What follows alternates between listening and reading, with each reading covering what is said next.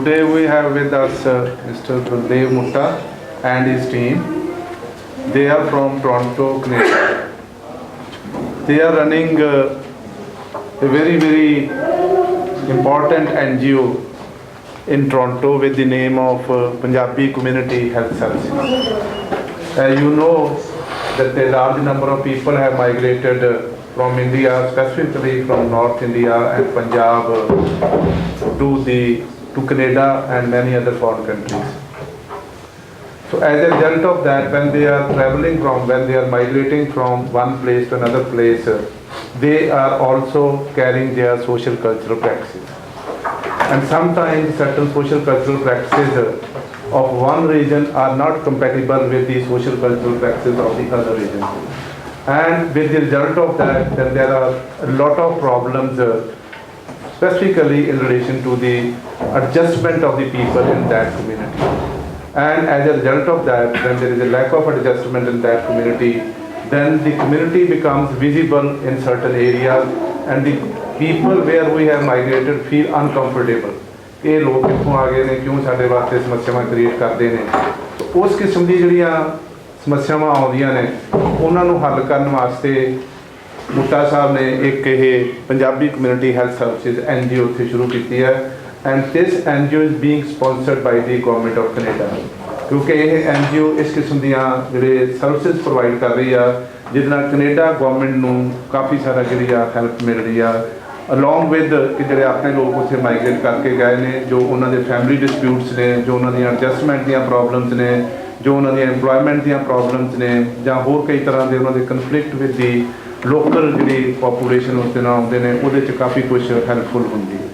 सो उसदे which mister Baldev मुट्टा हुणां ने जो अपनी अप्रोच अपनाई है, इन्होंने normally we talk about social case work, social group work and community organization, some of the important methods of social work practice. पर इन्होंने जी अपने एक इंटैग्रेटेड होलिस्टिक अप्रोच की गल करते हैं कि इन्होंने social case work, group work and community organization combine करके जिहड़ियां उत्थों दियां सोशल इशूज़ ने, सोशल प्रॉब्लम्स ने, उन्होंने हल करने की जी कोशिश की है। और मैं इस बार जो जून के मैं भी टोरंटो विजिट किया गया तो I got a chance to visit this NGO, क्योंकि अपना एक बहुत ही पुराना स्टूडेंट 94-5 के करीब इत्थे हुंदा सीगा, mister Harinder Singh, he is also working in that organization along with mister Baldev Mutta. So उन्हें मेरे को इंट्रोड्यूस कराया सीगा, फिर मैं इन्हां दी जिहड़ी NGO भी विजिट की और इन्हें NGO बहुत अच्छी, बहुत वधिया और बड़ी स्पेशियस प्लेस के विच बनी हुई है, क्योंकि कनेडा दे विच जमीन की कोई प्रॉब्लम नहीं, बहुत खुली जमीन जिहड़ी अवेलेबल है। सो इस तरीके दे नाल मेरे ख्याल इन्हां दी जिहड़ी NGO ऑलमोस्ट जिद्दां अपना ये ब्लॉक है ਜਾਂ ਕੋਰਸਪੋਂਡੈਂਸ ਕੋਰਸਿਸ ਨੇ ਜਾਂ ਨਾਲ ਦਾ ਏਰੀਆ ਜਿਹੜਾ ਮਿਲ ਕੇ ਬਣਦਾ, ਇੰਨੀ NGO ਇਹਨਾਂ ਨੇ ਜਿਹੜੀ ਉਹ ਏਰੀਆ ਕਵਰ ਕਰਕੇ ਉਹਦੇ 'ਚ ਆਪਣਾ ਇਹਨਾਂ ਨੇ ਆਫਿਸ ਬਣਾਇਆ ਹੋਇਆ, ਲਾਇਬ੍ਰੇਰੀ ਬਣਾਈ ਵੀ ਹੈ ਔਰ ਮੇਰੇ ਕੋਲ ਓਲਡ ਪਰਸਨਸ ਲਈ ਹੋਮ ਵੀ ਬਣਾਇਆ ਹੋਇਆ। ਕੋਈ ਸ਼ਾਰਟ ਸਟੇ ਹੋਮ ਹੈ, ਜਦੋਂ ਕੋਈ ਡਿਸਪਿਊਟ ਹੋ ਜਾਂਦਾ ਫੈਮਿਲੀ ਦਾ ਆਪਸ 'ਚ ਅਗਰ ਰਹਿਣ ਵਾਸਤੇ ਜ਼ਰੂਰਤ ਪੈਂਦੀ ਆ ਤਾਂ ਉਹ ਵੀ ਉਹਨਾਂ ਨੇ ਉੱਥੇ ਏਰੀਆ ਜਿਹੜਾ ਕੰਸਟਰਕਟ ਕੀਤਾ ਉਹਨਾਂ ਦੇ ਰਹਿਣ ਵਾਸਤੇ। ਸੋ ਇਸ ਤਰੀਕੇ ਦੇ ਨਾਲ ਇੱਕ ਇਹ NGO ਰਨ ਕਰਕੇ ਇੱਕ ਬਹੁਤ ਹੀ ਵੱਡਾ ਜਿਹੜਾ ਰਿਲੀਫ ਆ ਜਿਹੜੇ ਲੋਕ ਮਾਈਗ੍ਰੈਂਟਸ ਨੇ ਉਹਨਾਂ ਨੂੰ ਔਰ ਜਿਹੜੇ ਲੋਕਲ ਲੋਕ ਨੇ ਉਹਨਾਂ ਨੂੰ ਵੀ ਇਹ ਪ੍ਰੋਵਾਈਡ ਕਰਦੇ ਨੇ।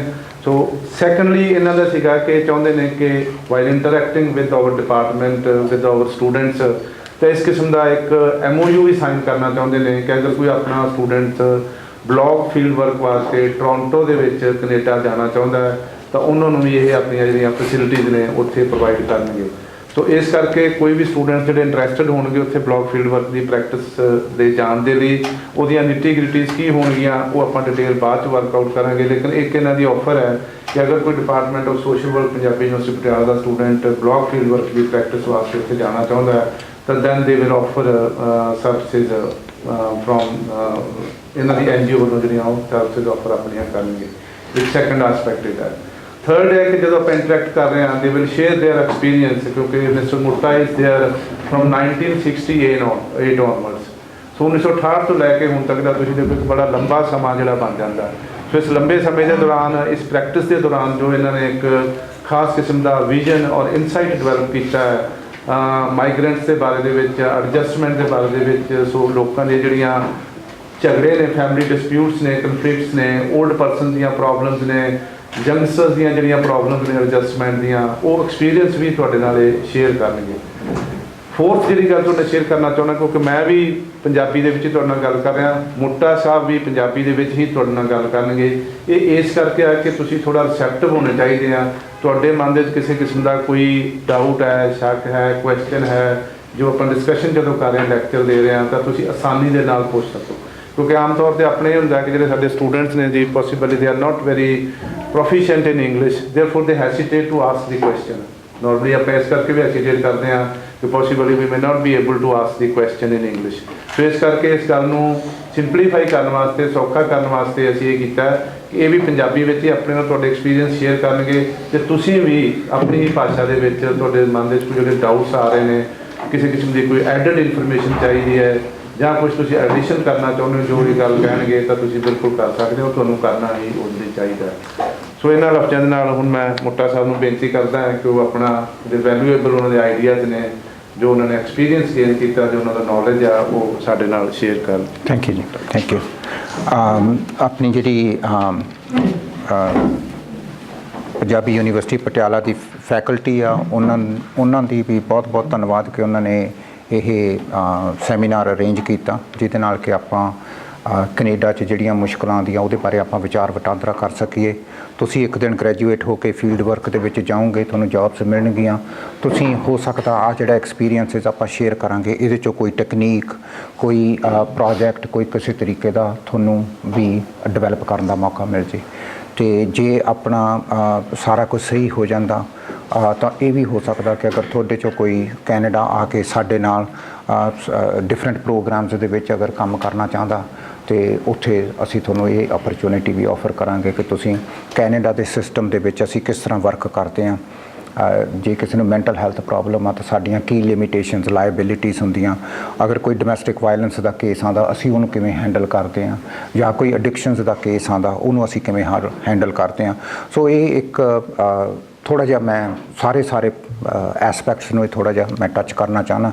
ਉਹਦੇ ਨਾਲ ਹੋ ਸਕਦਾ ਕਿ ਆਪਾਂ ਨੂੰ ਥੋੜ੍ਹਾ ਜਿਹਾ ਡਿਫਰੈਂਟ ਪਰਸਪੈਕਟਿਵ ਮਿਲੇ ਵੀ ਇੱਕ ਡਿਫਰੈਂਟ ਕੰਟਰੀ ਦੇ ਵਿੱਚ ਸੋਸ਼ਲ ਵਰਕ ਕਿਸ ਤਰ੍ਹਾਂ ਦਾ ਹੁੰਦਾ, ਆਪਣੇ ਕੰਟਰੀ 'ਚ ਕਿਸ ਤਰ੍ਹਾਂ ਦਾ ਸੋਸ਼ਲ ਵਰਕ ਆ। ਤੁਸੀਂ ਕੰਪੇਅਰ ਕਰੋਗੇ ਤਾਂ ਤੁਹਾਨੂੰ ਕਈ ਚੀਜ਼ਾਂ ਚੰਗੀਆਂ ਲੱਗਣਗੀਆਂ, ਕਈ ਚੀਜ਼ਾਂ ਤੁਸੀਂ ਕਹੋਗੇ ਯਾਰ ਆਹ ਬੜਾ ਅਜੀਬ ਜਿਹਾ ਕੰਮ ਆ, ਇਹ ਪਤਾ ਨਹੀਂ ਐਂ ਕਿਉਂ ਕਰਦੇ ਆ। ਸੋ ਆਪਾਂ ਵਿਚਾਰ ਵਟਾਂਦਰਾ ਕਰਾਂਗੇ। ਪਲੀਜ਼ ਤੁਸੀਂ ਬੇਝਿਜਕ ਹੋ ਕੇ ਤੁਸੀਂ ਕੁਐਸਚਨ ਪੁੱਛਣੇ ਆ, ਤਾਂ ਕਿ ਆਪਾਂ ਆਪਸ ਵਿੱਚ ਡਿਸਕਸ਼ਨ ਕਰਕੇ ਆਪਣਾ ਜਿਹੜਾ ਅੱਜ ਦਾ ਇਹ ਹੈਗਾ ਉਹਨੂੰ ਆਪਾਂ ਕਰ ਸਕੀਏ। ਮੈਨੂੰ ਆਪਣੀ ਪੰਜਾਬੀ ਯੂਨੀਵਰਸਿਟੀ ਪਟਿਆਲਾ ਦਾ ਬਾਹਲਾ ਨਹੀਂ ਸੀ ਪਤਾ। ਅਸੀਂ ਪਹਿਲੀ ਜਿਹੜੀ ਇੱਕ ਸੋਸ਼ਲ ਵਰਕਰ ਹਾਇਰ ਕੀਤੀ ਸੀ, ਉਹਦਾ ਨਾਮ ਸੰਦੀਪ ਕੌਰ ਸੀ। ਉਹਦਾ ਜਦੋਂ ਅਸੀਂ ਰੈਜ਼ੂਮੇ ਦੇਖਿਆ ਤਾਂ ਉਹ ਆਪਣੀ ਪੰਜਾਬੀ ਯੂਨੀਵਰਸਿਟੀ ਪਟਿਆਲਾ ਦੀ ਗ੍ਰੈਜੂਏਟ ਸੀ, MSW ਪ੍ਰੋਗਰਾਮ ਤੋਂ। ਸੋ ਅਸੀਂ ਉਹਨੂੰ ਜੌਬ ਆਫਰ ਕੀਤੀ, ਹੁਣ ਸਾਡੇ ਨਾਲ ਕੰਮ ਕਰਦੀ ਆ। ਅਤੇ ਹਰਿੰਦਰ ਸਿੰਘ ਜਿਹੜਾ ਕਿ ਮਨਜੀਤ ਸਿੰਘ ਹੋਣਾ ਨੇ ਜ਼ਿਕਰ ਕੀਤਾ, ਇਹ ਸਾਡਾ ਸੈਕੰਡ MSW EMPLOYE ਸੀ। ਸੋ ਅਸੀਂ ਜਦੋਂ ਇਹਨਾਂ ਦਾ ਵਰਕ ਦੇਖਦੇ ਹਾਂ ਤਾਂ ਅਸੀਂ ਬੜਾ ਇੰਪਰੈਸ ਹੁੰਦੇ ਹਾਂ ਕਿ ਇੱਕ ਵਧੀਆ ਯੂਨੀਵਰਸਿਟੀ ਤੋਂ ਆਪਣੇ ਬੱਚੇ ਗ੍ਰੈਜੂਏਟ ਹੋ ਕੇ ਬਾਹਰ ਗਏ ਆ। ਕਿਉਂਕਿ ਜਦੋਂ ਤੁਸੀਂ ਪ੍ਰੈਕਟਿਸ ਕਰਦੇ ਹੋ, ਤੁਸੀਂ ਕਿਸ ਤਰੀਕੇ ਨਾਲ ਕਲਾਇੰਟ ਨੂੰ ਕੰਫਰਟੇਬਲ ਕਰਦੇ ਹੋ, ਕਿਸ ਤਰੀਕੇ ਨਾਲ ਕਲਾਇੰਟ ਤੁਹਾਡੇ ਕੋਲ ਖੁੱਲ੍ਹਦਾ, ਤੁਸੀਂ ਉਹਦੀਆਂ ਨੋਟਸ ਕਿਵੇਂ ਲੈਂਦੇ ਹੋ, ਤੁਸੀਂ ਐਨਾਲਿਸਿਸ ਕਿਵੇਂ ਕਰਦੇ ਹੋ, ਫਿਰ ਕੇਅਰ ਪਲਾਨ ਕਿਵੇਂ ਡਿਵੈਲਪ ਕਰਦੇ ਹੋ, ਫਿਰ ਐਕਚੁਅਲੀ ਕਾਉਂਸਲਿੰਗ ਸੈਸ਼ਨਸ ਕਿਵੇਂ ਹੁੰਦੇ ਆ, ਉਹਦੇ ਤੋਂ ਤੁਹਾਨੂੰ ਅੰਦਾਜ਼ਾ ਲਾ ਜਾਂਦਾ ਵੀ ਯੂਨੀਵਰਸਿਟੀ ਨੇ ਕਿੰਨੇ ਡੈਪਥ 'ਚ ਉਸ ਬੱਚੇ ਨੂੰ ਟ੍ਰੇਨ ਕੀਤਾ। ਸੋ ਉਹਦੇ ਤੋਂ ਮੈਨੂੰ ਜਦੋਂ ਫਿਰ ਪਤਾ ਲੱਗਿਆ ਤਾਂ ਫਿਰ ਹਰਿੰਦਰ ਹੋਣਾ ਨੇ ਇੱਕ ਦਿਨ ਦੱਸਿਆ ਵੀ ਡਾਕਟਰ ਮਨਜੀਤ ਸਿੰਘ ਆਏ ਹੋਏ ਆ ਵੀ ਅਗਰ ਤੁਸੀਂ ਚਾਹੁੰਦੇ ਹੋ ਤਾਂ ਮਿਲ ਲਓ। ਅਤੇ ਫਿਰ ਸਾਡੀ ਮੁਲਾਕਾਤ ਹੋਈ, ਉਹਦੇ ਥਰੂ ਫਿਰ ਅਸੀਂ ਗੱਲਬਾਤ ਕੀਤੀ। ਸੋ ਇੱਕ ਐਸਪੈਕਟ ਆਪਣੇ ਯੂਨੀਵਰਸਿਟੀ ਦੇ ਨਾਲ ਤਾਲਮੇਲ ਕਰਨ ਦਾ ਸਾਡਾ ਪ੍ਰੈਕਟੀਕਲ ਐਕਸਪੀਰੀਅੰਸ ਆ ਕਿ ਜਿਹੜੇ ਬੱਚੇ ਇੱਥੋਂ ਗ੍ਰੈਜੂਏਟ ਹੋ ਕੇ ਗਏ ਉੱਥੇ, ਉਹਨਾਂ ਦਾ ਜਿਹੜਾ ਨੌਲੇਜ ਸੀਗਾ ਉਹ ਯੂਨੀਵਰਸਿਟੀ ਆਫ ਟੋਰਾਂਟੋ ਜਾਂ ਯਾਰਕ ਯੂਨੀਵਰਸਿਟੀ ਜਾਂ ਜਿਹੜੀਆਂ ਵੀ ਉੱਥੇ ਦੀਆਂ ਸਾਡੀਆਂ ਲਾਗੇ ਦੀਆਂ ਯੂਨੀਵਰਸਿਟੀਆਂ ਸੋਸ਼ਲ ਵਰਕ MSW ਪ੍ਰੋਗਰਾਮ ਦਿੰਦੇ ਆ, ਉਹਦੇ ਤੁਹਾਡਾ ਬੜਾ ਕੰਪੈਰੇਟਿਵ ਆ। ਤੁਹਾਡਾ ਜਿਹੜਾ ਨੌਲੇਜ ਆ, ਤੁਹਾਡੇ ਜਿਹੜਾ ਫੀਲਡ ਵਰਕ ਆ, ਤੁਹਾਡੇ ਜਿਹੜੇ ਐਕਸਪੀਰੀਅੰਸਿਸ ਆ, ਬੜੇ ਜਾਣੀ ਕੰਪੈਟੇਬਲ ਆ। ਸੋ ਇਹ ਇਸ ਕਰਕੇ ਮੈਂ ਆ ਕੇ ਤੁਹਾਡੇ ਨਾਲ ਇਹ ਸ਼ੇਅਰ ਕਰਨਾ ਚਾਹੁੰਦਾ, ਔਰ ਮੈਂ ਫੈਕਲਟੀ ਨੂੰ ਤੁਹਾਡੇ ਨੂੰ ਕੰਗਰੈਚੂਲੇਟ ਵੀ ਕਰਨਾ ਚਾਹੁੰਦਾ ਕਿ ਤੁਹਾਡੇ ਕੋਈ ਵੀ ਜਿਹੜਾ ਸਟੂਡੈਂਟ ਆ, ਜੇ ਆਪਾਂ university of Toronto the student ਲਈਏ, ਆਪਣਾ ਪੰਜਾਬੀ ਯੂਨੀਵਰਸਿਟੀ ਪਟਿਆਲਾ ਦਾ ਸਟੂਡੈਂਟ ਲਈਏ, ਅਤੇ ਉਹਦੇ ਨੌਲੇਜ ਬੇਸ ਬੜਾ ਕੰਪੈਰੇਟਿਵ ਆ, ਬਹੁਤ ਵਧੀਆ। ਸੋ ਇਸ ਕਰਕੇ ਕਈ ਵਾਰੀ ਆਪਾਂ ਇਹ ਕਹਿ ਦਿੰਦੇ ਹਾਂ ਉਹ ਯਾਰ ਆਪਣੀਆਂ ਇੰਡੀਆ ਦੀਆਂ ਯੂਨੀਵਰਸਿਟੀਆਂ ਤਾਂ ਵਧੀਆ ਨਹੀਂ ਪੜ੍ਹਾਉਂਦੀਆਂ ਹੋਣੀਆਂ, ਐਵੇਂ ਯੂਨੀਵਰਸਿਟੀਆਂ, ਪਰ ਇਹ ਟਰੂ ਨਹੀਂ ਗਾ। ਕਿਉਂਕਿ ਅਸੀਂ ਪ੍ਰੈਕਟੀਕਲੀ ਹੰਡਾਇਆ ਔਰ ਸਾਡੇ ਕੋਲੇ ਤਾਂ ਉੱਥੋਂ ਦੇ ਗ੍ਰੈਜੂਏਟ ਦੇ ਰੈਜ਼ੂਮੇ ਵੀ ਆਉਂਦੇ ਆ। ਇਹ ਤਾਂ ਹੈ ਨਹੀਂਗਾ ਵੀ ਸਾਡੇ ਕੋਲੇ ਸਿਰਫ ਇਹੀ 2 ਰੈਜ਼ੂਮੇ ਆਏ ਸੀਗੇ। ਸੋ ਇੱਕ ਜੌਬ ਵਾਸਤੇ ਸਾਡੇ ਕੋਲੇ ਜਦੋਂ ਅਸੀਂ ਸੰਦੀਪ ਨੂੰ ਹਾਇਰ ਕੀਤਾ ਸਾਡੇ ਕੋਲੇ 17 ਰੈਜ਼ੂਮੇ ਸੀ। ਸੋ ਸਿਰਫ ਸੰਦੀਪ ਦਾ ਹੀ ਇੱਕ ਰੈਜ਼ੂਮੇ ਬਾਹਰਲਾ ਸੀ ਇੰਡੀਆ ਦਾ, ਬਾਕੀ ਸਾਰੇ 16 ਰੈਜ਼ੂਮੇ ਤਾਂ ਉੱਥੋਂ ਦੇ MSW ਦੇ ਆਏ ਸੀਗੇ। And yet she beat out every one of them. ਇਹਦਾ ਮਤਲਬ ਕੁਛ ਤਾਂ ਆਪਾਂ ਨੇ ਚੰਗਾ ਕੀਤਾ ਨਾ। So congratulations to the faculty, ਤੁਹਾਡਾ ਸਾਰੇ ਪ੍ਰੋਫੈਸਰਸ ਜਿੰਨੇ ਵੀ ਹੈਗੇ ਆ। It's really beautiful. ਦੂਸਰਾ ਇਹ ਹੈਗਾ ਕਿ ਆਪਣਾ ਜਿਹੜਾ ਸਾਨੂੰ ਜਿਹੜਾ ਡਿਫਿਕਲਟੀ ਆਈ ਜਦੋਂ ਅਸੀਂ ਆਪਣੀ ਆਰਗੇਨਾਈਜੇਸ਼ਨ ਬਣਾਈ ਪੰਜਾਬੀ ਕਮਿਊਨਿਟੀ ਹੈਲਥ ਸਰਵਿਸਿਜ਼, ਉਹਦੇ 'ਚ ਸਾਨੂੰ ਪਹਿਲਾਂ ਕਲਚਰ ਨੇ ਬੜਾ ਕਾਫੀ ਸਾਲ ਤਾਂ ਤੰਗ ਕਰੀ ਰੱਖਿਆ ਵੀ ਅਸੀਂ ਕਿਵੇਂ ਡੀਲ ਕਰਾਂਗੇ। ਕਿਉਂਕਿ ਜਿਹੜੇ ਸਾਡੇ ਕੋਲੇ ਕਲੀਨਿਕਲ ਟੂਲਸ ਆ ਵੀ ਅਸੀਂ ਜਦੋਂ ਵੀ ਜਿਵੇਂ ਹੁਣ ਫਾਰ ਐਗਜ਼ਾਮਪਲ ਜੇ ਸਾਡੇ ਕੋਲੇ ਕੋਈ ਕੇਸਾਂ ਦਾ ਫੋਨ ਆਉਂਦਾ ਪੰਜਾਬੀ ਕਮਿਊਨਿਟੀ ਹੈਲਥ ਸਰਵਿਸਿਜ਼, ਉਹ ਕਹਿੰਦੇ hello this is Punjabi community health services, may I help you. ਤਾਂ ਉਹ ਅੱਗੇ ਕਹਿੰਦੀ ਆ ਵੀ ਆਈ ਨੀਡ ਹੈਲਪ, ਵੀ I am in a domestic violence situation, ਵੀ ਮੇਰਾ ਹਸਬੈਂਡ ਮੈਨੂੰ ਮਾਰਦਾ, ਮੈਨੂੰ ਪਲੀਜ਼ ਮੇਰੀ ਹੈਲਪ ਕਰੋ। ਹੁਣ ਉਦੋਂ ਤੋਂ ਸਾਡੀ ਲਾਇਬਿਲਿਟੀ ਸ਼ੁਰੂ ਹੋ ਜਾਂਦੀ ਆ। ਹੁਣ ਅਸੀਂ ਦੇਖਣਾ ਵੀ ਕਿਸ ਤਰੀਕੇ ਨਾਲ ਕਰਨਾ। ਸੋ ਅਸੀਂ ਉਹ ਜਿਹੜੇ ਟੂਲਸ ਅਸੈਸਮੈਂਟ 'ਤੇ ਆ, ਜਿਹੜੀ ਪਹਿਲੀ ਸਾਨੂੰ ਜਿਹੜੀ ਉੱਥੇ ਦੀ ਸੋਸ਼ਲ ਵਰਕ ਦੀ ਇੰਟਰਵੈਂਸ਼ਨ ਆ, ਉਹ ਹੈਗਾ ਕਿ ਜਨਾਨੀ ਨੂੰ ਅਸੀਂ ਸੇਫ ਰੱਖਣਾ। ਸੋ ਜੇ ਜਨਾਨੀ ਨੂੰ ਸਾਡੇ ਇੰਟਰਵੈਂਸ਼ਨ ਦੇ ਦੌਰਾਨ ਜੇ ਉਹਨੂੰ ਫਰਦਰ ਉਹ ਮਾਰਦਾ ਜਾਂ ਉਹਦੀ ਜ਼ਿੰਦਗੀ ਨੂੰ ਕੁਛ ਹੁੰਦਾ ਤਾਂ ਫਿਰ ਸਾਡੀ ਲਾਇਬਿਲਿਟੀ ਬਣ ਜਾਂਦੀ ਆ ਵੀ ਅਸੀਂ ਉਹਨੂੰ ਬਚਾ ਨਹੀਂ ਸਕੇ। ਸੋ ਜਿਹੜਾ ਸੇਫਟੀ ਦੀਆਂ ਉਹ ਜਿਹੜੀਆਂ ਸਾਡੀਆਂ ਚੈੱਕਲਿਸਟ ਆ ਉਹ ਸਾਰੇ ਗੋਰਿਆਂ ਦੇ ਕਲਚਰ 'ਤੇ ਬਣੀਆਂ। ਉਹ ਜਿਹੜੇ ਡਿਫਰੈਂਸਿਸ ਆ ਉਹ ਮੈਂ ਤੁਹਾਨੂੰ ਥੋੜ੍ਹਾ ਜਿਹਾ ਦੱਸ ਦਿੰਦਾ ਵੀ ਉਹ ਕਿਸ ਤਰ੍ਹਾਂ ਮਤਲਬ ਕਿ ਅਸੀਂ ਇਕੱਠੇ ਕੀਤੇ ਇਹ ਡਿਫਰੈਂਸਿਸ, ਔਰ ਕਿਵੇਂ over the long experience of time ਆਪਣਾ ਕਲਚਰ ਤੇ ਉਹਨਾਂ ਦਾ ਕਲਚਰ ਕਿਵੇਂ ਡਿਫਰੈਂਟ ਆ। ਆਪਣਾ ਈਸਟਰਨ ਕਲਚਰ ਆ, ਉਹਨਾਂ ਦਾ ਵੈਸਟਰਨ ਕਲਚਰ ਆ। ਉੱਥੇ ਮੈਂ ਸਾਰੇ ਨਹੀਂ ਆਪਾਂ ਦੇਖਣੇ, ਆਪਾਂ ਕੁਛ ਜਿਹੜੇ ਕਲਚਰਲ ਡਿਫਰੈਂਸਿਸ ਆ ਉਹ ਆਪਾਂ ਦੇਖਣੇ ਆ ਵੀ ਉਹ ਫਿਰ ਆਪਾਂ ਉਹਨੂੰ ਰਿਲੇਟ ਕਰਨਾ ਵੀ ਸੋਸ਼ਲ ਵਰਕ ਦੇ ਵਿੱਚ ਉਹ ਕਿਸ ਤਰੀਕੇ ਨਾਲ ਇੰਪੈਕਟ ਕਰਦੇ ਆ। ਹੁਣ ਜਿਹੜਾ ਪਹਿਲਾ ਹੈਗਾ ਕਿ ਉੱਥੇ ਸਾਰੀਆਂ ਚੀਜ਼ਾਂ ਦੇ ਰਾਈਟਸ ਆ, ਉਹ ਰਾਈਟਸ ਓਰੀਐਂਟਡ ਸਿਵਲਾਈਜੇਸ਼ਨ ਆ। ਆਪਣੀ ਹੈਗੀ ਆ ਰੋਲਸ ਓਰੀਐਂਟਡ ਸਿਵਲਾਈਜੇਸ਼ਨ। ਆਪਣੀ ਉਮਰ ਦੇ ਹਿਸਾਬ ਨਾਲ, ਸਟੇਟਸ ਦੇ ਹਿਸਾਬ ਨਾਲ ਆਪਣੀ ਜਾਨੀ ਸਟੇਟਸ ਮਿਲਦਾ। ਉੱਥੇ ਸਟੇਟਸ ਉਮਰ ਦੇ ਹਿਸਾਬ ਨਾਲ ਨਹੀਂ ਮਿਲਦਾ, ਉੱਥੇ ਤੁਹਾਡੇ ਰਾਈਟਸ ਹੈਗੇ ਆ। ਅਤੇ ਹੁਣ ਮੈਂ ਤੁਹਾਨੂੰ ਰਾਈਟਸ ਦੀ ਐਗਜ਼ਾਮਪਲ ਦਿੰਦਾ ਵੀ ਸਾਡੇ ਵਾਸਤੇ ਕਿੰਨਾ ਕੰਪਲੈਕਸ ਆ, ਇੱਕ ਸੋਸ਼ਲ ਵਰਕਰ ਵਾਸਤੇ ਕਿੰਨਾ ਕੰਪਲੈਕਸ ਆ। ਫਾਰ ਐਗਜ਼ਾਮਪਲ ਇੱਕ 12 ਸਾਲ ਦਾ ਬੱਚਾ ਅਗਰ ਮੇਰੇ ਕੋਲੇ ਆਉਂਦਾ, ਉਹਦਾ ਫਾਦਰ ਮੇਰੇ ਕੋਲੇ ਲੈ ਕੇ ਆਉਂਦਾ, ਉਹ ਕਹਿੰਦਾ ਜੀ ਇਹ ਸਕੂਲ ਨਹੀਂ ਜਾਂਦਾ ਅਤੇ ਵਿਗੜਿਆ ਹੋਇਆ, ਸਮੋਕਿੰਗ ਕਰਦਾ ਸਕੂਲ ਦੇ ਬਾਹਰ ਖੜ੍ਹਾ ਹੋ ਕੇ। ਉਹ ਬੱਚੇ ਦੇ ਨਾਲ ਮੈਂ ਮਿਲ ਸਕਦਾ, ਮੈਂ ਗੱਲਬਾਤ ਕਰਦਾ। ਉਹ ਬੱਚਾ ਮੈਨੂੰ ਕਹਿੰਦਾ ਵੀ ਓਕੇ ਤੁਸੀਂ ਮੇਰੀ ਕੋਈ ਗੱਲ ਫਾਦਰ ਨੂੰ ਨਹੀਂ ਦੱਸਣੀ। ਹੁਣ ਸਾਨੂੰ ਲੀਗਲੀ ਸਾਡੀ ਕੌਨਫੀਡੈਂਸ਼ੀਅਲਿਟੀ ਸ਼ੁਰੂ ਹੋ ਗਈ, ਅਸੀਂ ਫਾਦਰ ਨੂੰ ਕੁਝ ਵੀ ਡਿਸਕਲੋਜ਼ ਨਹੀਂ ਕਰ ਸਕਦੇ।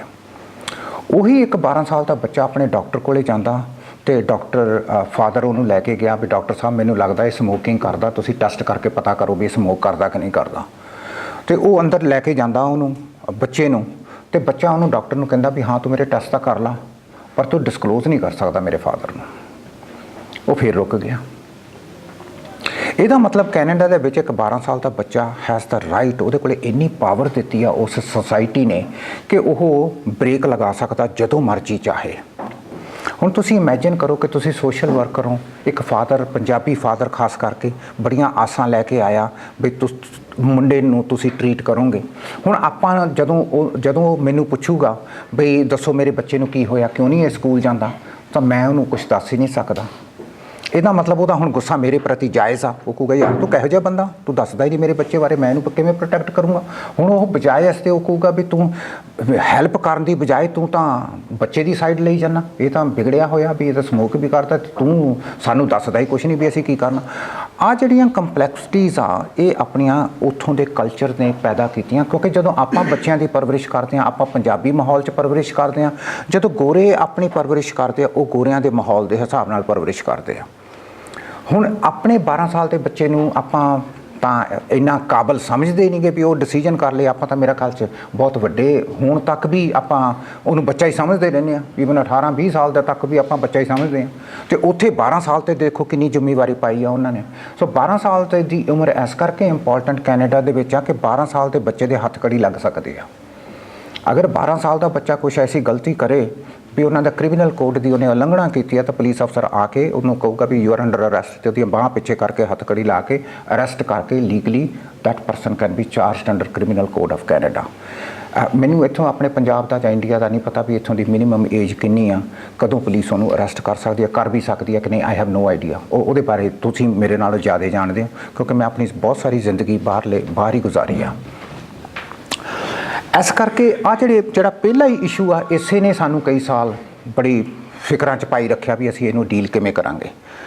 ਜਿਹੜਾ ਸੈਕੰਡ ਇਸ਼ੂ ਆ, ਆਪਣਾ ਪੂਰਾ ਦਾ ਪੂਰਾ ਪਰਿਵਾਰ ਆਉਂਦਾ। ਸੋ ਜੇ ਇੱਕ ਬੰਦਾ ਸ਼ਰਾਬੀ ਆ, ਜੇ ਆਦਮੀ ਫਰਜ਼ ਕਰ ਲਓ ਸ਼ਰਾਬੀ ਆ, ਤਾਂ ਅਗਰ ਉਹਨੇ ਹੈਲਪ ਨਹੀਂ ਵੀ ਲੈਣੀ ਤਾਂ ਉਹਦੀ ਫਿਰ ਵਾਈਫ ਆ ਸਕਦੀ ਆ, ਉਹਦੇ ਬੱਚੇ ਆ ਸਕਦੇ ਆ ਘਰ 'ਚ। ਜੇ ਉਸ ਆਦਮੀ ਦੀ ਵਾਈਫ ਦਾ ਮਾਂ ਜਾਣੀ ਉਹ ਵੀ ਆ ਸਕਦੀ ਆ ਹੈਲਪ ਲਈ। ਫਿਰ ਜੇ ਉਹਦੇ ਫਾਦਰ ਸਾਹਿਬ ਆ ਉਹ ਵੀ ਆ ਸਕਦੇ ਆ। ਗਾਂ ਇਹ ਵੀ ਹੋ ਸਕਦਾ ਚਾਚਾ ਤਾਇਆ ਵੀ ਫੋਨ ਕਰ ਸਕਦਾ ਵੀ ਉਹ ਸਾਡਾ ਮੁੰਡਾ ਤੁਹਾਡੇ ਕੋਲੇ ਆਂਦਾ, ਦੱਸੋ ਉਹਦਾ ਕੀ ਬਣਿਆ। ਇਹੋ ਜਿਹੀਆਂ ਕਾਲਾਂ ਵੀ ਸਾਨੂੰ ਆਉਂਦੀਆਂ। ਹੁਣ ਜਦੋਂ ਗੋਰਿਆਂ ਦਾ ਕਲਚਰ ਆ, ਉਹ ਤਾਂ ਬੜਾ ਇੰਡੀਵਿਜੂਅਲ ਆ। ਇੱਕ ਬੰਦੇ ਨੂੰ ਪ੍ਰੋਬਲਮ ਆ, ਉਹਦੀ ਪ੍ਰੋਬਲਮ ਆ। ਵਾਈਫ ਨੇ ਵੀ ਨਹੀਂ ਫੋਨ ਕਰਨਾ ਵੀ ਇਹਦਾ ਦੱਸੋ ਕੀ ਬਣਿਆ, ਕਿਉਂਕਿ ਉਹਨਾਂ ਦਾ ਕਲਚਰ ਇਹੋ ਜਿਹਾ। ਹੁਣ ਆਪਣਾ ਕਲਚਰ ਟੋਟਲੀ ਡਿਫਰੈਂਟ ਆ, ਉਹਨਾਂ ਦਾ ਕਲਚਰ ਟੋਟਲੀ ਡਿਫਰੈਂਟ ਆ। ਤੇ ਜਿਹੜੇ ਸਾਰੇ ਟੂਲਸ ਬਣੇ ਆ, ਕਲੀਨਿਕਲ ਟੂਲਸ ਆ ਜਿਹਦੇ ਨਾਲ ਅਸੈਸਮੈਂਟ ਕਰਨੀ ਆ, ਉਹ ਵੀ ਉਹਨਾਂ ਨੇ ਆਪਣੇ ਕਲਚਰ ਦੇ ਹਿਸਾਬ ਨਾਲ ਬਣਿਆ। ਆਪਾਂ ਉਹ ਟੂਲ ਚੱਕ ਕੇ ਆਪਣੇ ਤੇ ਲਾਵਾਂਗੇ, ਉਹਦਾ ਕੁਝ ਨਿਕਲਦਾ ਹੀ ਨਹੀਂਗਾ। ਇਸੇ ਕਰਕੇ ਤੁਸੀਂ ਦੇਖੋਗੇ ਕਿ ਵੈਂਕੂਵਰ ਦੇ ਵਿੱਚ ਕਈ ਸਾਰੀਆਂ ਔਰਤਾਂ ਦੀ ਡੈਥ ਹੋਈ ਆ ਉਹਨਾਂ ਦੇ ਹਸਬੈਂਡਸ ਵੱਲੋਂ, ਕਿਉਂਕਿ ਕਲੀਨਿਕਲੀ ਤੁਸੀਂ ਅਸੈਸ ਨਹੀਂ ਕਰ ਸਕਦੇ ਵੀ ਉਹ ਬੰਦਾ ਕਿੰਨਾ ਕੁ ਡੇਂਜਰਸ ਆ। ਉਹਨੂੰ ਮੈਂਟਲ ਇਲਨੈਸ ਹੈਗੀ ਆ, ਉਹ ਡਰੱਗ 'ਚ ਇਨਵੋਲਵਡ ਹੈਗਾ, ਉਹਨੂੰ ਵਾਇਲੈਂਟ ਟੈਂਪਰ ਟੈਂਟਰਮਸ ਹੈਗੀਆਂ ਕਿ ਉਹਨੂੰ ਕੋਈ ਮਾਨਸਿਕ ਪਰੇਸ਼ਾਨੀ ਆ। ਉਹ ਅਸੈਸਮੈਂਟ ਟੂਲਸ ਦੇ ਨਾਲ ਤੁਸੀਂ ਉਹਨੂੰ ਚੈੱਕ ਹੀ ਨਹੀਂ ਕਰ ਸਕਦੇ ਕਿਉਂਕਿ ਉਹ ਟੂਲਸ ਆਪਣੇ ਕਲਚਰ 'ਤੇ ਫਿੱਟ ਹੀ ਨਹੀਂ ਹੁੰਦੇ। ਸੋ ਇਸ ਕਰਕੇ ਆ ਜਦੋਂ ਆਪਾਂ ਹੋਰ ਜਾਣਦੇ ਆ ਟਾਈਮ ਦੀ ਆ, ਆਪਣੇ ਟਾਈਮ ਦੇ ਪਾਬੰਦ ਨਹੀਂ। ਉੱਥੇ ਟਾਈਮ ਬੜਾ, ਜੇ ਤੁਹਾਡੀ 11 ਵਜੇ ਕਾਉਂਸਲਿੰਗ ਅਪਾਇੰਟਮੈਂਟ ਆ ਤਾਂ ਤੁਸੀਂ 5 ਮਿੰਟ ਪਹਿਲਾਂ ਹੀ ਆ ਕੇ ਬਹਿ ਜਾਣਾ। ਤੇ 1 ਘੰਟੇ ਦੀ ਅਪਾਇੰਟਮੈਂਟ ਹੁੰਦੀ ਹੈ 11 ਤੋਂ 12, ਤੇ ਆਪਣੇ ਤਾਂ ਉਹ ਸਤਿ ਸ੍ਰੀ ਅਕਾਲ ਬਣਾਉਣ ਲੱਗੇ 15 ਮਿੰਟ ਕੱਢ ਦਿੰਦੇ ਆ ਕਿਉਂਕਿ ਆਪਣੀ ਕਲਚਰ ਹੀ ਇਹੋ ਜਿਹਾ। ਸੋ ਇਸ ਕਰਕੇ ਆ ਜਿਹੜੀਆਂ ਟਾਈਮਿੰਗ ਦੀਆਂ ਸਕੈਜੂਅਲਸ ਤੇ ਇਹ ਜਿਹੜਾ ਸਾਰਾ ਕੁਛ ਆ, ਇਹਦੇ ਨਾਲ ਫਿਰ ਸਾਨੂੰ 4-5 ਸਾਲ ਲੱਗੇ ਤੇ ਫਿਰ ਅਸੀਂ ਆਹ ਚੀਜ਼ਾਂ ਲਿਖ ਲਈਆਂ। ਹੁਣ ਜਦੋਂ ਸਾਡੇ ਕੋਲੇ ਕੋਈ ਵੀ, ਜੇ ਤੁਸੀਂ ਵੀ ਉੱਥੇ ਆ ਕੇ ਸਾਡੇ ਤੋਂ ਜੌਬ ਲਓ, ਪਹਿਲਾਂ ਤੁਸੀਂ ਸਾਡੇ ਜਿਹੜੇ ਮਤਲਬ ਇੱਕ ਮੇਰੇ ਨਾਲ ਤੁਹਾਡੀ ਲੈਂਥੀ ਇੱਕ ਦਿਨ ਤੁਹਾਨੂੰ ਮੇਰੇ ਨਾਲ ਸਪੈਂਡ ਕਰਨਾ ਪਊਗਾ, ਇੱਕ ਦਿਨ ਸਾਡੀ ਚੀਫ ਆਪਰੇਟਿੰਗ ਆਫਿਸਰ ਹੈਗੀ ਅਮਨਦੀਪ, ਉਹਦੇ ਨਾਲ ਸਪੈਂਡ ਕਰਨਾ ਪਊਗਾ। ਤੇ ਅਸੀਂ ਤੁਹਾਨੂੰ ਬੇਸਿਕਲੀ ਦੋਨੋਂ ਕਲਚਰਸ ਦੇ ਡਿਫਰੈਂਸਿਸ ਸਮਝਾਉਂਦੇ ਰਹਾਂਗੇ ਪੂਰਾ ਦਿਨ ਵੀ ਆਹ ਕੀਤਾ ਤਾਂ ਆਹ ਹੋਊਗਾ, ਆਹ ਕੀਤਾ ਤਾਂ ਆਹ ਹੋਊਗਾ। ਸੋ ਦਿਸ ਇਜ਼ ਹਾਊ ਜਾਨੀ ਡਿਫਰੈਂਟ ਹੈਗੀ ਆ। ਉੱਥੇ ਜੇ ਤੁਸੀਂ ਕਿਸੇ ਬੰਦੇ ਨੂੰ ਪੁੱਛੋ ਵੀ ਤੇਰੀ ਡੇਟ ਆਫ ਬਰਥ ਕੀ ਆ, ਉਹਨੇ ਸਿਰਫ ਡੇਟ ਆਫ ਬਰਥ ਦੱਸਣੀ ਆ। ਜੇ ਤੁਸੀਂ ਉਹਨੂੰ ਪੁੱਛਿਆ ਤੇਰੀ ਪਲੇਸ ਆਫ ਬਰਥ ਕਿੱਥੇ ਆ, ਉਹਨੇ ਪਲੇਸ ਆਫ ਬਰਥ ਦੱਸਣੀ ਆ। ਆਪਾਂ ਸਟੋਰੀ ਟੈਲਿੰਗ ਕਲਚਰ ਆ, ਆਪਾਂ ਸਟੋਰੀਆਂ ਦੱਸਦੇ ਆ, ਆਪਾਂ ਵਿਸਥਾਰ ਨਾਲ ਅਗਲੇ ਨੇ ਸੁਣਨਾ ਕਿ ਨਹੀਂ ਸੁਣਨਾ, ਅਸੀਂ ਦੱਸ ਦੇਣਾ ਵੀ ਕੀ ਹੋਇਆ ਜਿੱਦਣ ਮੈਂ ਪੈਦਾ ਹੋਇਆ ਸੀ। ਉਹ ਜਿਹੜਾ ਸਾਰਾ ਹੈਗਾ ਉਹ ਆਪਾਂ ਨੂੰ ਜਾਣੀ ਆਪਣਾ ਟਾਈਮ ਬਹੁਤ ਲੈਂਦਾ। ਜਿਹੜਾ ਕੁਛ ਗੋਰਿਆਂ ਨੇ 1 ਘੰਟੇ 'ਚ ਕਰ ਲੈਣਾ, ਆਪਾਂ ਨੂੰ 2-2.5 ਘੰਟੇ ਚਾਹੀਦੇ ਆ ਕਿਉਂਕਿ ਉਹਨਾਂ ਨੇ ਸਟੋਰੀਆਂ ਦੱਸਣੀਆਂ ਬਹੁਤ ਲੰਬੀਆਂ ਚੌੜੀਆਂ, ਜਿਹੜੀਆਂ ਰੈਲੇਵੈਂਟ ਨਹੀਂਗਾ ਫਿਰ ਉਹ ਵੀ ਵਿੱਚ ਲਾ ਲੈਂਦੇ ਆ। ਅੱਛਾ, ਆਪਾਂ ਨੂੰ ਚਾਹੀਦੀ ਆ precise information as a social worker, ਕਿਉਂਕਿ ਆਪਾਂ ਨੇ ਕੋਈ ਡਾਇਗਨੋਸਿਸ ਕਰਨਾ ਵੀ ਕਿਤੇ ਕੋਈ ਮੈਂਟਲ ਹੈਲਥ ਦੀ ਪ੍ਰੋਬਲਮ ਤਾਂ ਨਹੀਂ। ਆਪਾਂ ਕੁਐਸਚਨਸ ਪੁੱਛਦੇ ਆ, ਉਸ ਨਿਗਾਹ ਨਾਲ ਪੁੱਛਦੇ ਆ ਵੀ ਸਾਨੂੰ ਪ੍ਰਸਾਈਜ਼ ਇਨਫੋਰਮੇਸ਼ਨ ਮਿਲੇ। ਤੇ ਜਿਹੜੇ ਆਪਣੇ ਆ ਉਹ ਇਹ ਯੂਜ਼ ਟੂ ਨਹੀਂ ਗਏ, ਉਹਨਾਂ ਦੇ ਕੰਨ ਯੂਜ਼ ਟੂ ਨਹੀਂ ਗਏ ਕੁਐਸਚਨ ਪੁੱਛਣੇ। ਜਿਵੇਂ ਹੁਣ ਤੁਸੀਂ ਮਤਲਬ ਕਿ ਤੁਸੀਂ ਵੀ ਜਦੋਂ ਫੀਲਡ ਵਰਕ 'ਚ ਜਾਓਗੇ, ਕਿਸੇ ਸ਼ਰਾਬੀ ਨਾਲ ਕੰਮ ਕਰਨ ਦਾ ਮੌਕਾ ਮਿਲਿਆ, ਉਹਨੂੰ ਤੁਸੀਂ ਪੁੱਛੋਗੇ ਵੀ ਤੂੰ ਕਿੰਨੀ ਪੀਣਾ, ਤੁਹਾਡਾ ਕੀ ਖਿਆਲ ਹੋ ਕੀ ਆਨਸਰ ਕਰੂਗਾ ਪੰਜਾਬੀ 'ਚ? ਹਾਂ, ਰਾਈਟ। ਤੇ ਜਾਂ ਜੇ ਉਹਨੂੰ ਤੁਸੀਂ ਕਹੋ ਵੀ ਨਹੀਂ ਮੈਨੂੰ ਤੂੰ ਦੱਸ ਵੀ ਤੂੰ ਐਗਜ਼ੈਕਟਲੀ ਕਿੰਨੇ ਪੈਗ ਪੀਣਾ, ਹਰ ਰੋਜ਼ ਕਿੰਨੇ ਪੈਗ ਬਣ ਜਾਂਦੇ ਆ, ਜਾਂ ਇੱਕ ਮਤਲਬ ਕਿ ਘੰਟੇ 'ਚ ਕਿੰਨੀ ਵਾਰੀ ਪੀਣਾ।